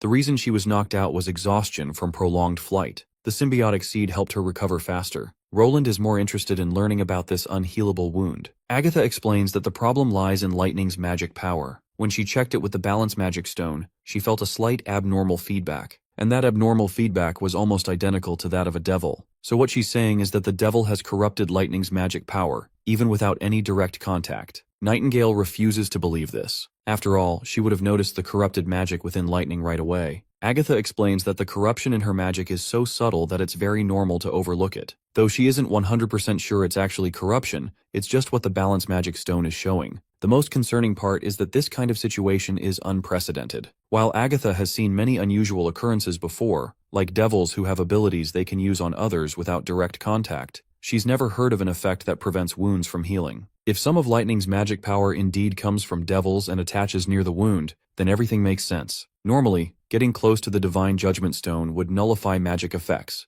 but it turns out this ability isn't that simple. The worst part is, she can't figure out any solution for it either. For the next few days, she decides to stay in the third border city for further observation. Pasha and her team know more than she does, and they might come up with a solution. Prince then turns his attention towards scared Lightning, who's feeling pretty rough. The girl starts to feel intimidated, thinking she's about to get scolded for diving into danger. But contrary to her expectations, Roland merely pats her on the head, assuring her to calm down. A few days later, they arrive at the third border city. There, Roland and the others meet Pasha. The lady has some good news about Lightning. The girl is feeling much better now. Elena has been by her side these past few days. It almost made her forget about the encounter with the high-level devil. Wendy asks if Pasha found out what kind of ability is causing the wounds not to heal. Pasha reveals that the literature doesn't record anything like it. This must be a newly emerged ability of the devil. There are also many similar abilities, and their consequences are quite similar to rare special abilities. And these consequences are called curses. She then takes them into a library stacked with a plethora of books. She pulls one particular book off the dusty shelves and points to certain pages. The book elaborates on how wounds that don't heal themselves lose blood excessively. There were discoveries of abnormal magic in the patient's body. Pasha suspects these abilities might be of the same type,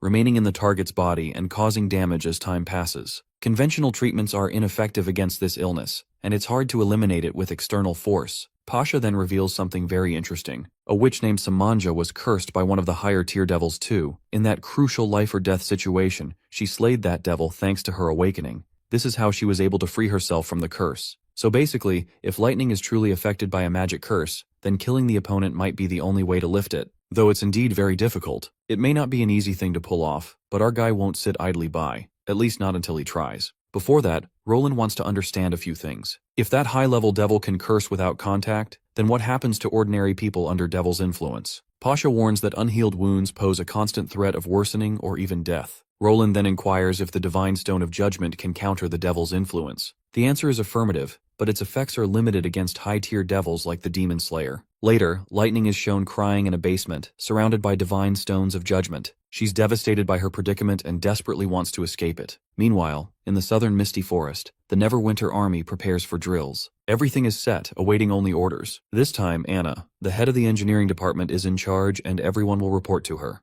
They are about to test powerful new weapons developed by Roland and his wife. Anna steps forward, giving the immediate orders to initiate the test. The weapons are massive train-mounted artillery pieces. Iron Axe is awestruck and horrified by their terrifying, deformed appearance. The artillery fires, creating a blast brighter than the sun. Roland and his wife are thoroughly satisfied with the successful test. Iris is also excited, believing this will significantly bolster their chances against the devils in Tequila. She asks for the weapon's name, and after a moment of thought, Roland christens it Black River. This name symbolizes humanity, the Black Team, opposing the devils, the Red Team, who rely on the red mist. In Border Town, we follow an average NPC family. Today, the men of the house are out. The uncle is accompanying his two nephews, who are looking for job opportunities. The uncle already has a well-paying, reputable job, so he is just tagging along with juniors. As they walk, chatting, they notice a recruitment booth drawing a large crowd. It's a limited military recruitment drive, attracting attention because of the limited positions. What makes it even more appealing is that no educational background or ID card is required, only good physical condition. Many are skeptical, as open recruitment typically only happens during the War of Kings. One nephew weighs his options, realizing joining the First Army means lifelong security and even a post-mortem pension for his family. Eventually, he decides to join. His brother is hesitant, but their uncle's encouraging pep talk galvanizes him, and he too decides to enlist. The recruitment begins. Contestants who pass the basic criteria proceed to a booth for a test. The brothers are curious about what awaits them. The older one is confident it will be a physical fitness test. However, unpleasant noises from inside, sounds of distress and gagging terrify them. They dread the worst, fearing it's an endurance test involving torture. The test continues, with a 90% elimination rate. Literally, 9 out of 10 people are eliminated in each iteration. The eliminated individuals appear weak in their legs, despite not looking weak otherwise, which just only adds to their apprehension.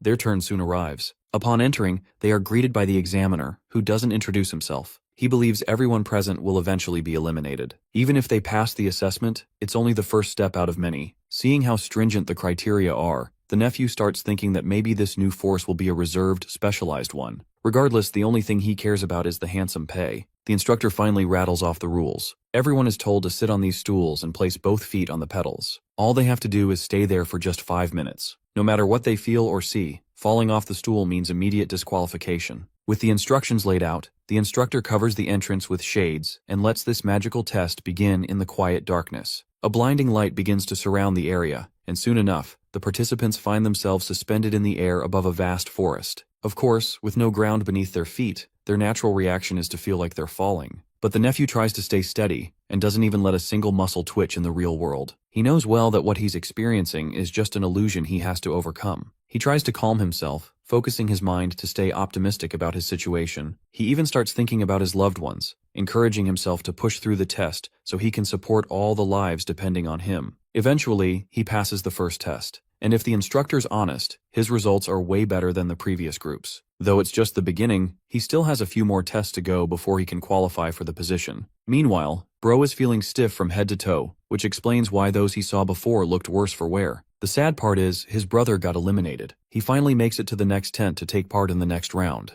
This time, the test seems to revolve around spinning, since there's a clear carousel in sight. This round got a 10 out of 10 baddie as an instructor. The rules for the second round are pretty similar to the last. Just sit tight and hold on till the end. With that, she presses the button, and the carousel starts spinning the participants. The speed is so fast that all he can see is a blur. He can feel gravity pulling him down, and the spinning pressure weighing on his head. When the test ends, the male instructor congratulates every participant who managed to pass the initial screening. They're told to wait a moment because there's something he wants to drill into every new recruit. Many people join the army for the high pay, but what keeps them motivated isn't just the fat paycheck. There's something way more valuable than money. Everyone will understand this when the time comes, and they'll realize how narrow-minded they were about the importance of their position. With those galvanizing words, the instructor leaves, as many potential candidates are waiting for their evaluation. The nephew didn't expect the instructor to be so welcoming and encouraging, especially compared to his initial behavior. He didn't even bother to introduce himself before. So the guy gathers courage to ask his senior's name. They deserve to know that much after passing the test. The sassy instructor snaps back sharply, introducing himself as Vanna. There's something very peculiar about him, in a good way though. Even the nephew can tell he's extraordinary. In one of the tents, all the candidates who passed the screening are standing before some high officials. Vade seems to be the one in charge of these candidates from here on out. He's quite intrigued to see so many potential knight candidates in front of him. The nephew overhears Vade talking about everyone here being knight candidates. It really gets the guy all contemplative and bewildered.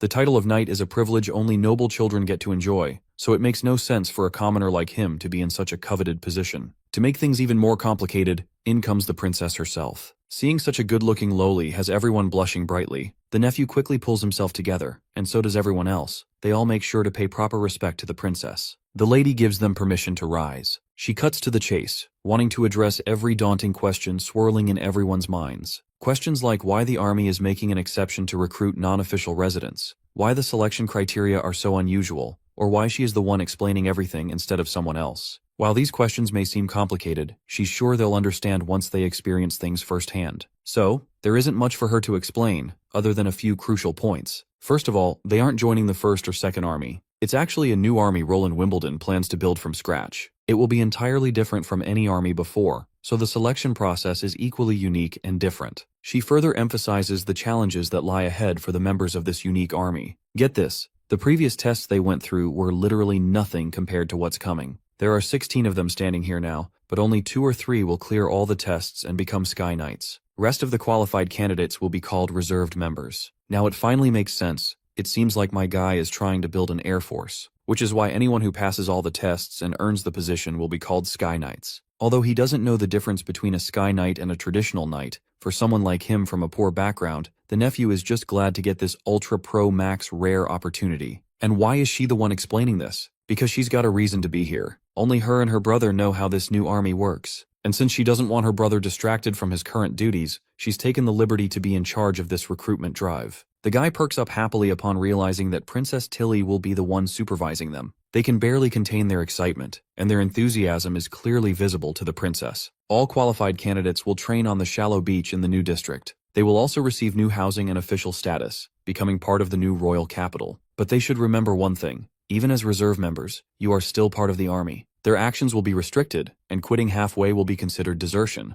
Any disobedience to military orders will be severely punished too. Everyone acknowledges her orders, even if they're a little strict. If someone like her is supervising them, then they've got no reason to turn their backs. With that said, the only thing left is for everyone to swear allegiance to the King of Grey Castle. She turns around and leaves, leaving the rest in the capable hands of Wade. Wade pulls out the oath script and begins narrating the crucial lines for everyone to repeat. The whole day goes by and dawn starts to crack. Once the nephew is out and about after all the formalities, he doesn't find his brother Shangguo or his uncle anywhere, which likely means they've already gone back home, so he rushes back too. Upon entering the house, the first person he meets is his sister. She looks totally ecstatic because their uncle had already told her that her brother managed to land a job. Also, on a side note, he was supposed to bring her some tasty cake ingredients, but the poor guy completely forgot because of the euphoric lapse after finally landing the job. He begins describing the significance of his new job, especially that Princess Tilly will be supervising them. She even gave him something special. When he unwraps the cloth, he finds several books inside. The boy has no clue what these books are, so he asks his sister about them. Her name is Rachel, by the way. When she takes a look at the covers, she quickly figures out what the books are about. The book is called Principles of Flight and Operation Manual. The next scene takes us to Roland's office, where Tilly submits the fat stack of applications from those who were able to join. He slides a cup of tea over before asking about the recruitment drive's progress. Tilly is pleased to reveal that everything went smoothly, except for the fact that they got very limited talent. She selected 124 from the migrants and 73 from the official residents, making 200 candidates in total. She fears that these numbers are too few when it comes to going up against the devils. Roland acknowledges it but isn't dispirited, as it's just part of the process. He's sure they'll get even more applications in the second recruitment drive once they have a few role models representing the Sky Knight army. You see, the human longing for vast space is ingrained in their bones. Whether imitating birds or using balloons, exploring the blue sky isn't exclusive to the airplane era. The explorers of the Curious Society are the best example. They're always trying different things to soar through the skies. So he's positive this curiosity to explore the sky will attract even more candidates once the Sky Knight army is functional. First, he needs to prepare a team that can fly. However, training pilots is not an easy task. In the era when flight control systems were immature, pilots valued talent the most. Fear of heights, resistance to dizziness, and physical coordination are just basic requirements. Spatial orientation, understanding aircraft, and even neural reaction speed all determine if someone is suitable to be a pilot. The veterans of the First Army have high obedience and reliability. Selecting a few excellent ones as corps officers is fine, but pulling them all out to form an air force is asking too much. So he still has to rely on these new immigrants. As he's going through the applications, he notices that 6 failed to pass the oath, meaning they're likely spies or people with ill intentions. Nightingale adds that those insincere candidates have already been taken away by Wade for questioning. 2 of them are official residents of Neverwinter. They were all bribed by foreign merchants, hoping to infiltrate the army and gather information about firearms. The police department was dispatched but came up empty-handed, only catching the merchant's assistant left in the inn. But Nightingale didn't just sit idle. She used Summer's holographic magic. With its help, they also found a letter from the old capital. From its contents, it seems a noble is behind all this. She's proud to report that she has already gathered this noble's whereabouts, appearance, and identity. Soraya's drawn portrait has been sent to Tassa via animal messenger, so the arrest of that lousy noble is inevitable. Roland feels thoroughly satisfied hearing the report. He gives her props for a job well done. Since these nobles are unwilling to give up, the Northern Hill Mines are ready to wholeheartedly accommodate them. By now, Roland is sure these nobles will rise up as soon as they get any opportunity, which isn't surprising. After all, feudal nobility has lasted nearly 1,000 years, so making it disappear completely is not something that can be done overnight. Moving the conversation forward, Tilly wonders how Roland plans to manage the shortage of planes now that the pilot shortage has been dealt with. Well, it seems like Roland still hasn't made much progress on that front. So, cunningly, he tries to divert the conversation to a totally different topic, reminding them about the newly released turbulent drinks Evelyn whipped up. He suggests they should go ahead and try them. Of course, his attempt to distract the conversation only annoys Tilly more, who is now dead certain that this deadbeat hasn't made any progress with prototypes. She's furious beyond anything and goes on a full-blown tirade. Before she goes full ballistic, he reluctantly assures her he'll show some results within a month. Well, that much assurance was all it took to calm this feisty lolly down. After having a bottle of turbulent drink, Tilly is on his way. Meanwhile, Nightingale notices a very subtle yet intriguing detail about Tilly. Whenever Tilly is around in public, she always addresses him as brother. But when she talks to him personally, out of everyone's earshot, she rarely calls him brother. Though Nightingale doesn't have a clue why that is. Anyhow, the scene cuts to somewhere on a remote island.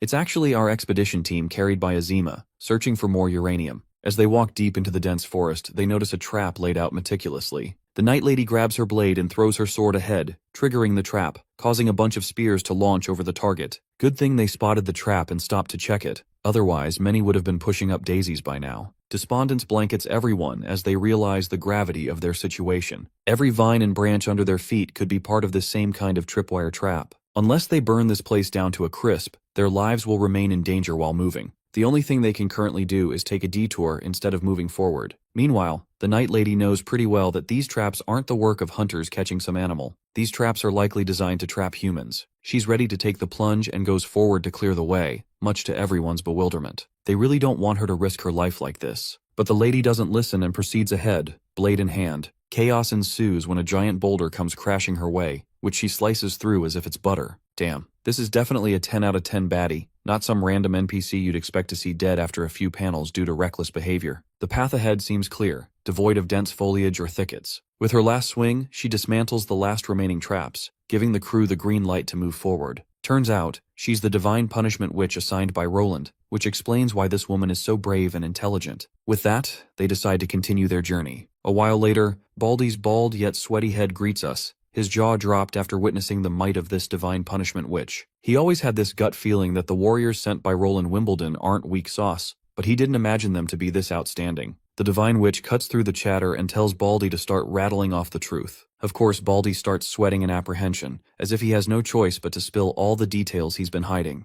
The woman demands to know why traps are placed all over the thickets of the mountains. She's smart enough to recognize that these wooden spear traps aren't very effective against beasts, which likely means they're meant for people. Baldy shares the same thoughts and adds that the higher they go, the more traps await them. That's precisely why it's also called Trap Mountain. These traps were left by generations of lords solely intended to defend against the Wolfheart Kingdom. This comes as great news to everyone. Baldy further briefs them about this mountain range that stretches from the coast to the Old Holy City, serving as a natural border between two kingdoms. Since the King of Dawn's terrain is lower, it feels like it's trapped within a cage, which is how Cage Mountain got its notorious name. The main problem lies in the shape of the mountain. The mountain isn't very steep, making it easier to descend. That's why bandits, hunters, and refugees from neighboring countries often infiltrate the Kingdom of Dawn's territories via Cage Mountain. At first, they only scavenged resources in the mountains, but later on, they started stealing and robbing villages, causing panic among local residents. The Lord was also fed up with all the nonsense, so he came up with a permanent solution to combat the situation. Since the Lord didn't need the mountain's resources to sustain his people and economy, he sealed the mountain. After sealing it, the Lord planted fast-growing weeds and vines inside and set up lots of traps. This custom passed down through generations, earning Cage Mountain its name today. The night deepens, but the expedition team continues their trek. Azima reflects on the Cage Mountain situation, realizing that these guys not only blocked intruders, but also trapped themselves within the boundary. If it were Roland Wimbledon, he wouldn't have chosen to do this. That man likes to see the bigger picture and strives to achieve long-term gains. She snaps herself back to focus. She doesn't have to glaze over him. She's simply his employee, doing what she's told, so she better keep her focus on the task at hand. Seems like she's very close to her goal, figuratively and literally too. Her magic has detected the source of the sample she's holding,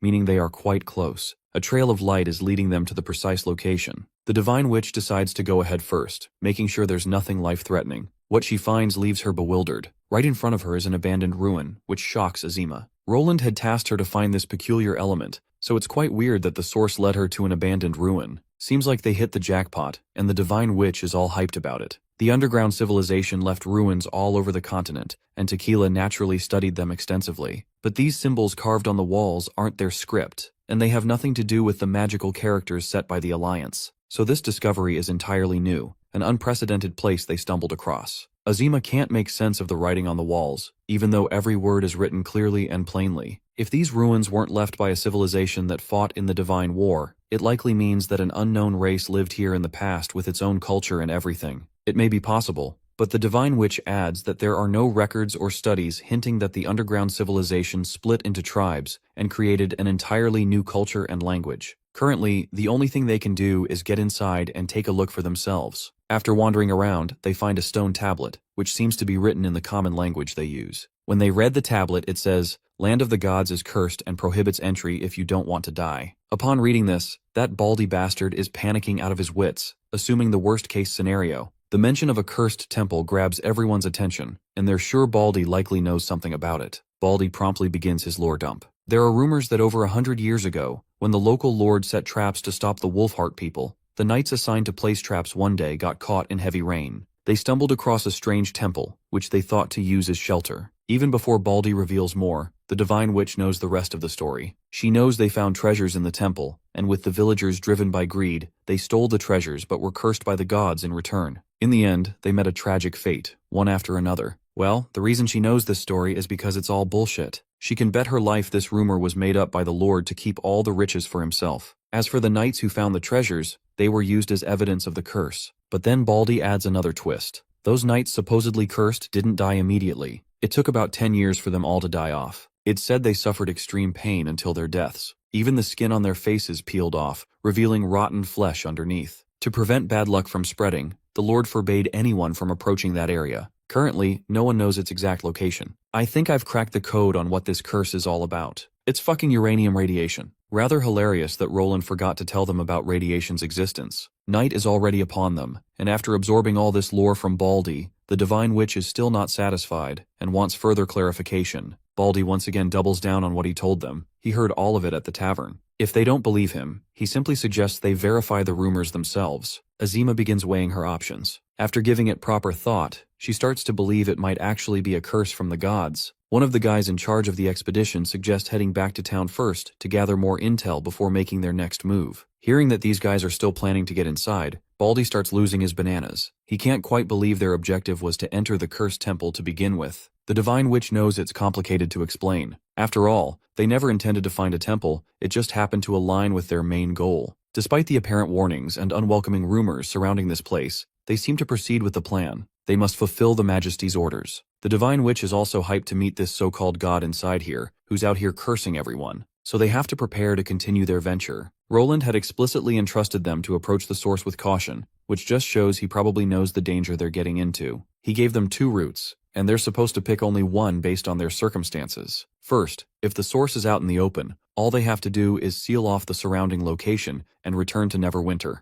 The other option is if the source is inside underground mines or deeper caves, they must prepare for their own protection in advance. While this temple may not look like a mine, it's not that far off either. Just as they say this, someone throws a stack of leather jackets. Right away they start putting them on, though none of them have a clue how these heavy jackets are supposed to protect them. Not only the jackets, but they also have to wear these face masks to make sure they don't inhale contaminated air. Azima finds these suits kinda adorable. The guy in the suit suggests only 5 people go inside, while the rest stay here. Other than Azima and Miss Rosser, who are already tagging along, he invites 2 more people for this journey. Rosser, meanwhile, refuses to wear this goofy-ass suit. For a divine punishment warrior like herself, her resilience and ability to self-heal are off the charts, so some random poison isn't likely to take down a muscle mommy like her. Not to mention, the suit would limit her movements and restrain her senses, so she'd rather skip it than risk everything inside unknown territory with unknown dangers waiting for them. Also, they only have 5 sets of clothes, so it's better to keep 1 spare set outside for a rescuer to wear if needed. Azima fears the consequences if the rumors about the curse and God are true. The Divine Witch isn't fazed at all. In fact, she's ready to face any challenge like the Chad she is. Her unwavering resolve really makes that ordinary human a little worried, though he doesn't argue and proceeds to lead the party inside. Not long after, they're trekking through uneven terrain. The entire place has already been consumed by thick roots sprouting everywhere. It's that muscle mommy who's clearing the path with her godly prowess. With roots penetrating the tunnel from every direction, it's clear this place has been abandoned for a long time.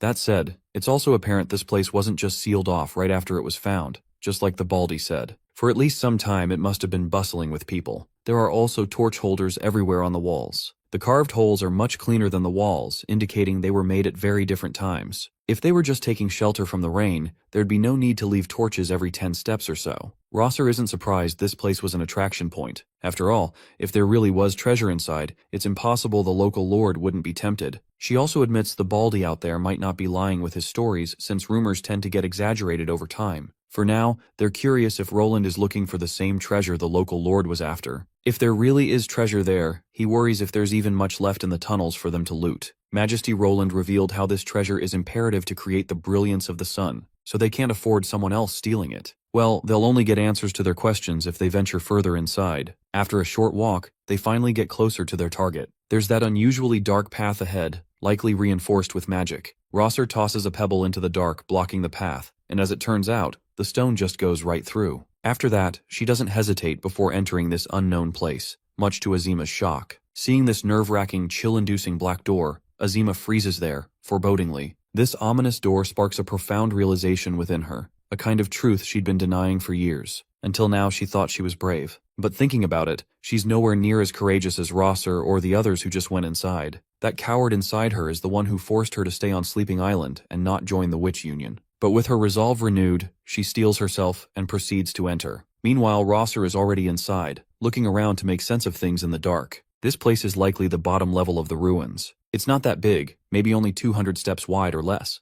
The guy in the background is amazed to hear her thorough assessment of the place, even though it's pitch black out here. Well, after spending hundreds of years underground, it's natural she's adapted to the dark. The woman then asks Azima how much farther they have to go. Azima uses her powers to try to locate the source. The place begins to react to her powers, which clearly means they've arrived at their destination. They're literally standing right at the source. The next scene takes us back to the border town, where Roland gets an urgent report from the King of Dawn. When Roland hears it's from Sean, he jumps out of his seat in joy because it's actually a report from Azima and her crew. Nightingale further reports that the report only contained papers, much to Roland's amazement, who assumes Nightingale has evolved her ability to see through stuff. The girl brushes off such pleasant thoughts, admitting she just sneaked inside and took a look. This, of course, triggers Roland to dread the worst. He fears Nightingale probably knows about the turbulent drinks he received earlier today, which were hidden inside the desert cart. I guess Nightingale's already guilty of stealing those turbulent drinks. Back to the main point, the officer highlights the reports they received, which are covered in this pitch-black substance. Along with these unreadable papers, they also got a letter, which Roland promptly starts reading. The officer asks about the blacked-out papers and what he should do with them. Roland simply orders him to spread them on the floor instead of wasting them. After all, Sean wouldn't have gone to so much effort just to send useless stuff. According to the letter, Miss Azima has found the source she wanted, right at the northeastern border between Dawn and Wolfheart.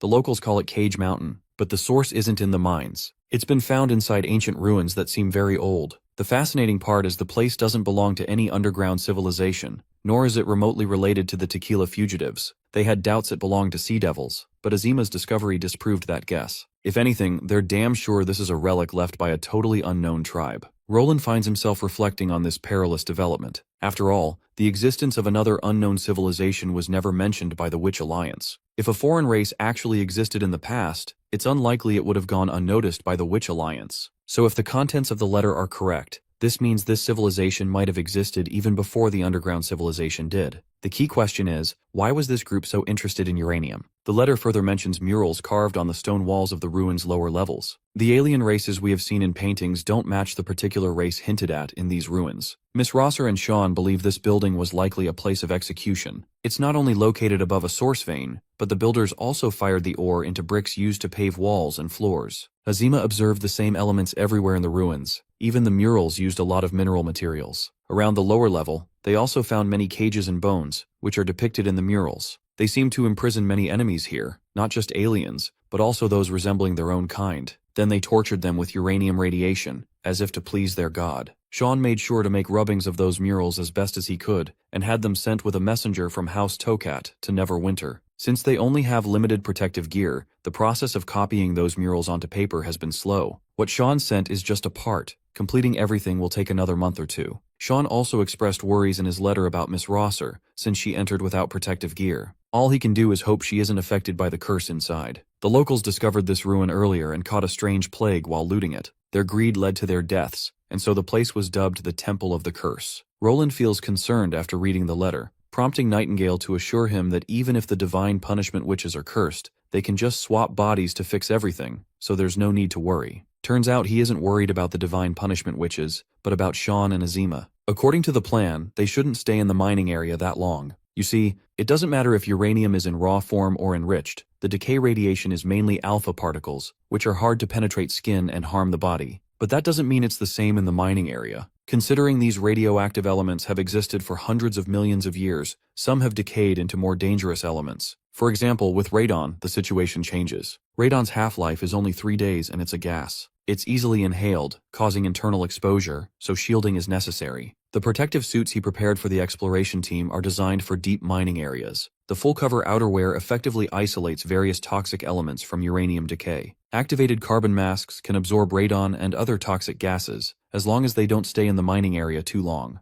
But prolonged exposure to this toxic stuff can overwhelm the mask's absorption capacity, so there's a risk of people inside the mines inhaling toxic substances beyond safe levels. Seeing the urgency, Roland immediately calls for Honey and begins scribbling down the consequences of staying in that place. He wants this letter delivered to them as soon as possible. A while later, we see all those paintings sent by Sean spread out on the floor. Roland is trying to make sense of the murals, while Nightingale notices his no-nonsense attitude and asks why he's so tense. He draws her attention to the rubbings. The scenes in the rubbings feel familiar. Nightingale casually leans over to get a clearer look, causing her big hooters to sag below. This lady seems so numb-minded that she clearly misunderstands Roland's question. The only peculiar thing she notices in the rubbings is the amount of ink used compared to a normal painting. Roland can tell she's a lost cause when it comes to brainstorming. Without complicating things, he insists she get the map of the southernmost region, which she pulls out right away from her mist. Roland notices how the map perfectly matches the rubbings, a revelation that alarms him. Nightingale recalls that the southernmost region is where the Sand People live. Just as she mentions this, Roland spots something alarming in the rubbings. The rubbings clearly show a divine artifact there. I've got no clue what's going on, but let's hope to get clarity on what this divine artifact stuff is about. Before that, we cut to a chamber where a woman, or rather, a witch, is being whipped to death. The man in authority arrives and stops the Inquisitors before the woman actually kicks the bucket without revealing anything worthwhile. The man personally confronts the damsel and insists she reveal the whereabouts of the Holy Scripture. The woman's name is Farina, and the man wants her to start parroting everything she knows. Let's cut this guy's crap and get to the point. He's just a random side character who happens to possess a few divine punishment soldiers, which he acquired after the fall of the church. With these soldiers, he planned to take over Duke Island,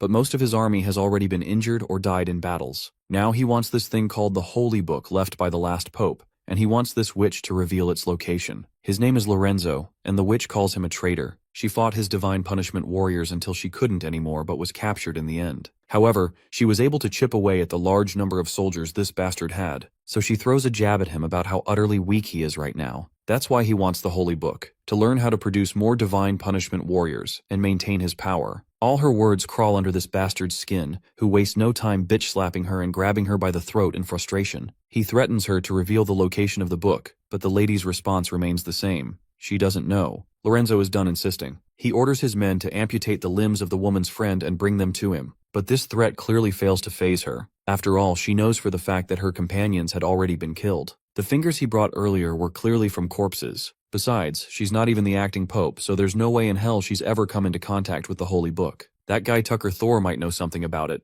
but he never mentioned a damn thing. In short, no one will ever know how to train divine punishment warriors again. But this bastard refuses to believe it. He's pretty damn sure Tucker centered a Wolfheart to rebuild the church and avenge Hermes. If there's no holy book, then there's nothing left to fight against Greycastle. The witch finds it laughable that this clown still believes he can take down Greycastle with his pathetic divine punishment army. The current acting pope only wished for everyone's survival and hoped the rest could live in peace. Of course, this psycho power-hungry scum refuses to believe that. He's convinced Tucker didn't give her those divine punishment soldiers, just so she could live a peaceful little pookie life in some backwater village. But the woman keeps saying things that really don't sit well with him. He knows full well she's trying to rage bait him, but he's not that dumb. Instead of killing her outright, he decides to drag it out, prolong the torture, and push her to her limits. Later, alone in his office, he's going off the rails, furious that he's gotten 0 leads on the Holy Book. He still wants to take over Duke Island before things go south and hoard all the resources for himself. But that woman won't budge an inch, let alone spill anything about the Holy Book. Suddenly a guy bursts in, claiming he's got some interesting news. Lorenzo isn't in the mood, until the guy mentions it's actually good news. Apparently, there's some unrest near Dawn's border. They're planning to venture deeper into the Cage Mountains. Lorenzo doesn't see the point. No matter which lord takes the Cage Mountains, Duke Island gains nothing from it. That's when the butler adds the real kicker. The ones behind the Cage Mountain expedition are from Greycastle, sent by Roland himself. Now Lorenzo's paying full attention. He demands confirmation. The butler assures him that this info is legit and has been verified through multiple sources. First, the troops stationed at the foot of Cage Mountain are definitely from Grey Castle. Their uniforms match the distinct style of Roland's army. Second, a death row summons has gone out across Dawn. The gathering point is in the Cage Mountain area, and they're all said to be serving the King of Grey Castle. The Duke takes a moment to piece things together. Then it all clicks in his mind. He had a hunch from the beginning that the ruins in Cage Mountain were tied to the Church and the Divine War. But to think Roland is already one step ahead of everyone, that's driving him nuts. The butler drops even more lore. Years ago, some villagers stole treasures from the Temple of the Curse in Cage Mountain. One by one, they died of a strange plague. The treasures eventually ended up in the hands of local nobles. The ancestors of the Earl of Cliff Ridge took interest in it. They believed it wasn't a curse, but something else entirely. Something to do with what was taken out of the mountain. After spending resources and effort, they managed to buy back some of the treasures from Dawn. After some research at the cost of over 10 lives, the old Earl discovered something odd. It looked like an ordinary object, but it emitted deadly rays. A weapon that kills invisibly. But after just a few uses, it stopped working, like it ran out of power, and turned into a dead object. Despite the old Earl's attempts to re-enter the Temple of the Curse, he never figured out how to restore it. So he recorded the story in the family's history, hoping future generations could solve the mystery. That strange item became a family heirloom. Over 100 years later, when Cliff Ridge was conquered by the Church, it changed hands. That's when Lorenzo got his hands on it. He tried to tinker with it for quite some time but got nothing out of it. So he packed the treasure away in storage, planning to send it for centralized disposal in the Holy City. But after the crushing defeat at Cold Wind Ridge, the Church's stronghold collapsed, and the seized supplies were left unattended. Lorenzo forgot about it until now. With the butler reminding him, Lorenzo gets fired up again. If he can unlock the secrets of that weapon, it would be the perfect alternative to divine punishment warriors. A weapon that kills silently, invisibly, without anyone knowing? That's a dream come true. He starts daydreaming of the glory that awaits. He invites the butler to the supply warehouse, wanting to confirm the relic is still there. After digging for a while, they finally find it, that uranium stone. As Lorenzo stares at it, it suddenly starts to glow, shining with an eerie green light. The Duke's eyes widen with excitement. The damn thing is reacting to his touch, even after lying dormant for over a century. He's on cloud 9, convinced he's cracked it. He entrusts the butler with a mission. Go to Cage Mountain and gather any critical information on how to activate or use this treasure effectively. And make sure not to get spotted by Grey Castle. This operation must stay secret. And honestly, I've got a gut feeling this dude's gonna die, especially considering how closely he's clinging to that chunk of uranium. The scene cuts to a bar. Inside, this redhead dude meets a mysterious guy in a hoodie. The redhead asks him about that witch Farina. The hoodie guy delivers the good news that she's alive. But the bad news is, she's being tortured day and night by Duke Lorenzo. It's so bad that he always hears her screaming from the hall. If this keeps up, he fears she might not survive much longer. Turns out Farina is the leader of the last faction of church believers. But instead of bouncing back and starting fights, Farina wanted to live a normal life, just like the acting Pope Tucker instructed her. However, Duke Lorenzo wants the holy secrets all for himself. The hoodie guy suggests they just hand over what Lorenzo wants. The redhead reveals they don't actually have it. It's been long lost along with the Hermes Cathedral. The hoodie guy decides to head back to the castle before Lorenzo's men get suspicious. The next chance to meet will be in 3 days. For the meeting place, the redhead picks the same pub again. Before leaving, the hoodie guy shares some juicy details about a convoy Duke Lorenzo sent to the Cage Mountains. With that, he leaves. Meanwhile, the redhead starts piecing things together and notices how the Cage Mountain has been mentioned a lot lately. This Cage Mountain has to be the game changer if anything. Acting Pope Tucker left this guy some papers before he jumped off the city wall. These papers contain stories about humans and devils, and the origin of the Divine Will battle. This shocking secret stuns everyone and helps him understand why Tucker evacuated Hermes. Lorenzo once collected supplies looted from Wolfheart, and the legendary Cage Mountain treasures were reported as a special acquisition. Whether it was transported to Hermes or not, he doesn't know much, but that's not important right now. What's crucial is whether the King of Grey Castle is also searching for it. The Wolfheart nobles might hesitate, but Roland won't.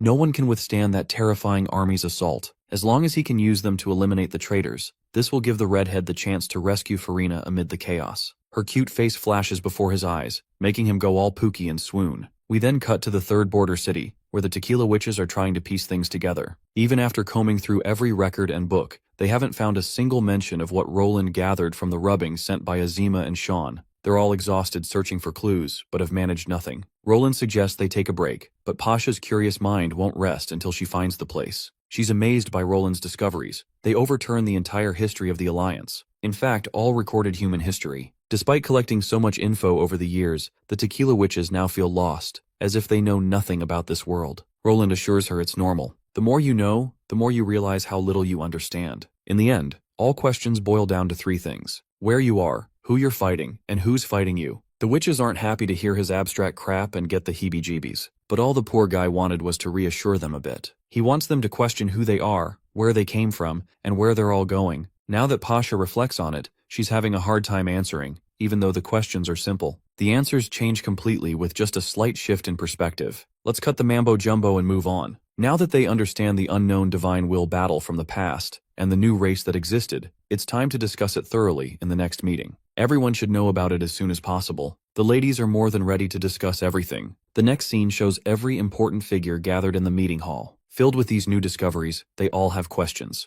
Tilly is the first to ask about the victor of that divine will battle in the past. It wasn't the devils, nor the sea monsters and underground civilization. Humans weren't the winners either. So who won, and where are they now? Pasha adds that the underground civilization put a lot of emphasis on two sentences. Magic makes them extraordinary, and mastering magic is the ladder to divine will. Let's assume all participants in the divine will war could use magic. Perhaps the victor elevated magic to a new level, reaching beyond ordinary people's sight. Roland respects Pasha's opinion, but figures her assumption has a lot of loopholes. Still, he appreciates the input. Something is better than nothing. Normally you'd assume the stronger a civilization, the longer its traces last. Ancient people built houses with thatch and mud, which weathered to dust in 1,000 years. But the concrete buildings of Neverwinter, even after 1,000 years, still leave outlines. So a civilization capable of winning the Divine Will War vanishing after victory doesn't make sense. We only know of their existence from scattered ruins. If victory still can't reverse the fate of extinction, then it means a divine war is too deadly to engage in.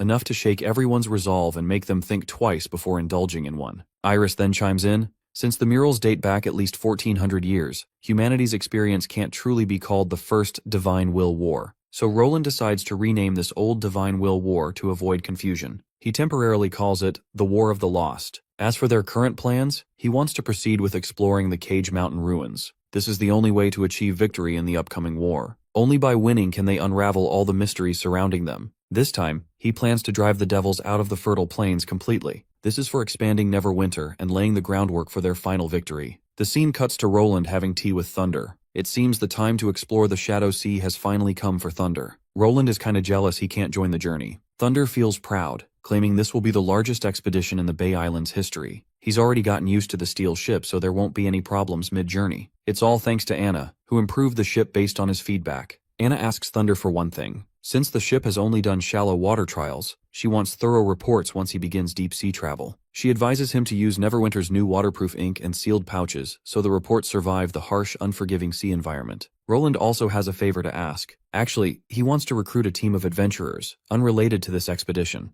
Roland plans to designate this new team to explore only the Cape Endless. Margaret points out that the place is nothing but sand and black water, so why spend resources? Roland used to think the same, but the Endless Cape hardly encounters any risks, so no need for experienced experts. It's more about numbers than skills. Thunder points out there are many such people in the bay, but he isn't sure if they'll pass any selection criteria. Roland reveals there are no selection criteria. Anyone can be called an explorer as long as they discover a new artifact at the Endless Cape. For their discoveries, they'll be rewarded accordingly. Even just a piece of a relic counts, but it must come from the Endless Cape. With that sorted, Thunder asks the name of the steel ship now that it's passed sea trials. Roland names it Snowwind. Thunder already likes the name but thinks it sounds too cute for a ship that looks like a total beast. Roland believes the name perfectly blends harmony and gentleness, the kind that wisdom carries. More importantly, the name has an auspicious meaning, which will bring good luck to the voyage. The time for Thunder's voyage finally arrives. His crew includes that mermaid witch who's all teary-eyed after getting separated from her witch association friends, Lightning, Maggie, and Lorgar. The next scene takes us to Lorgar's father, who looks troubled. Turns out he just saw his daughter's poster plastered all over the city walls. He finds the whole showbiz scene humiliating and a stain on the Blazing Flame Clan's status. But contrary to his conflicting thoughts, the crowd's reaction surprises him. They're all fascinated to see Lorgar as the main star of the movie. Seems she's already got a lot of faithful fans who would die to watch her shows. The father is amazed that everyone appreciates Lorgar, rather than despising her because of her appearance. He's already started to see things the way Roland does. He lashes out at his son for thinking negatively about her situation, now that his perspective has changed. He angrily pushes his son to go buy tickets for the Shadow Magic show.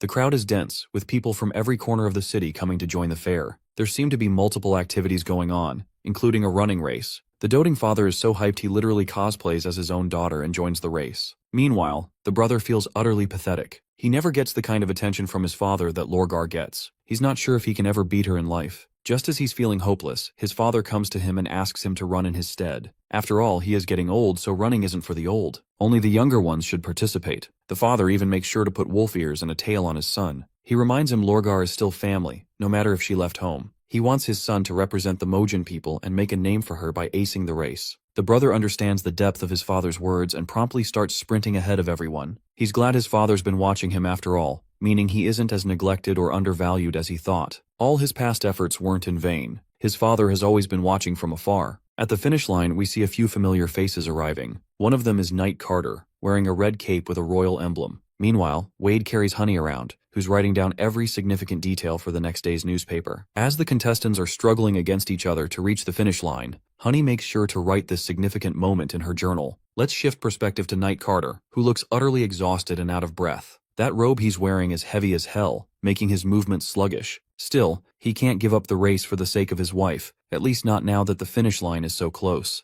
Just as it seems within reach, they notice one contestant dashing like a damn bullet train. What's more striking is the beast cosplay this dude is rocking, as if imitating a wild beast will grant him strength and speed. It sounds ridiculous to Carter that a guy in a stupid outfit is overpowering them like this. And as expected, the brother of a famous star manages to take second place, putting poor Carter in third despite running fast in that heavy robe. By the way, Lorgar's brother's name is Rohan Fanhua. Meanwhile, Roland announces the first place winner, Kai from Longsong District. Carter is bawling, realizing that this woman was so far ahead they didn't even see her cross the line. Barov thoroughly enjoyed the race. Even Ambassador Petrov had the time of his life. While Petrov enjoyed the race, he's sad only one participant got a commemorative badge. Barov thinks it's perfectly fair and normal.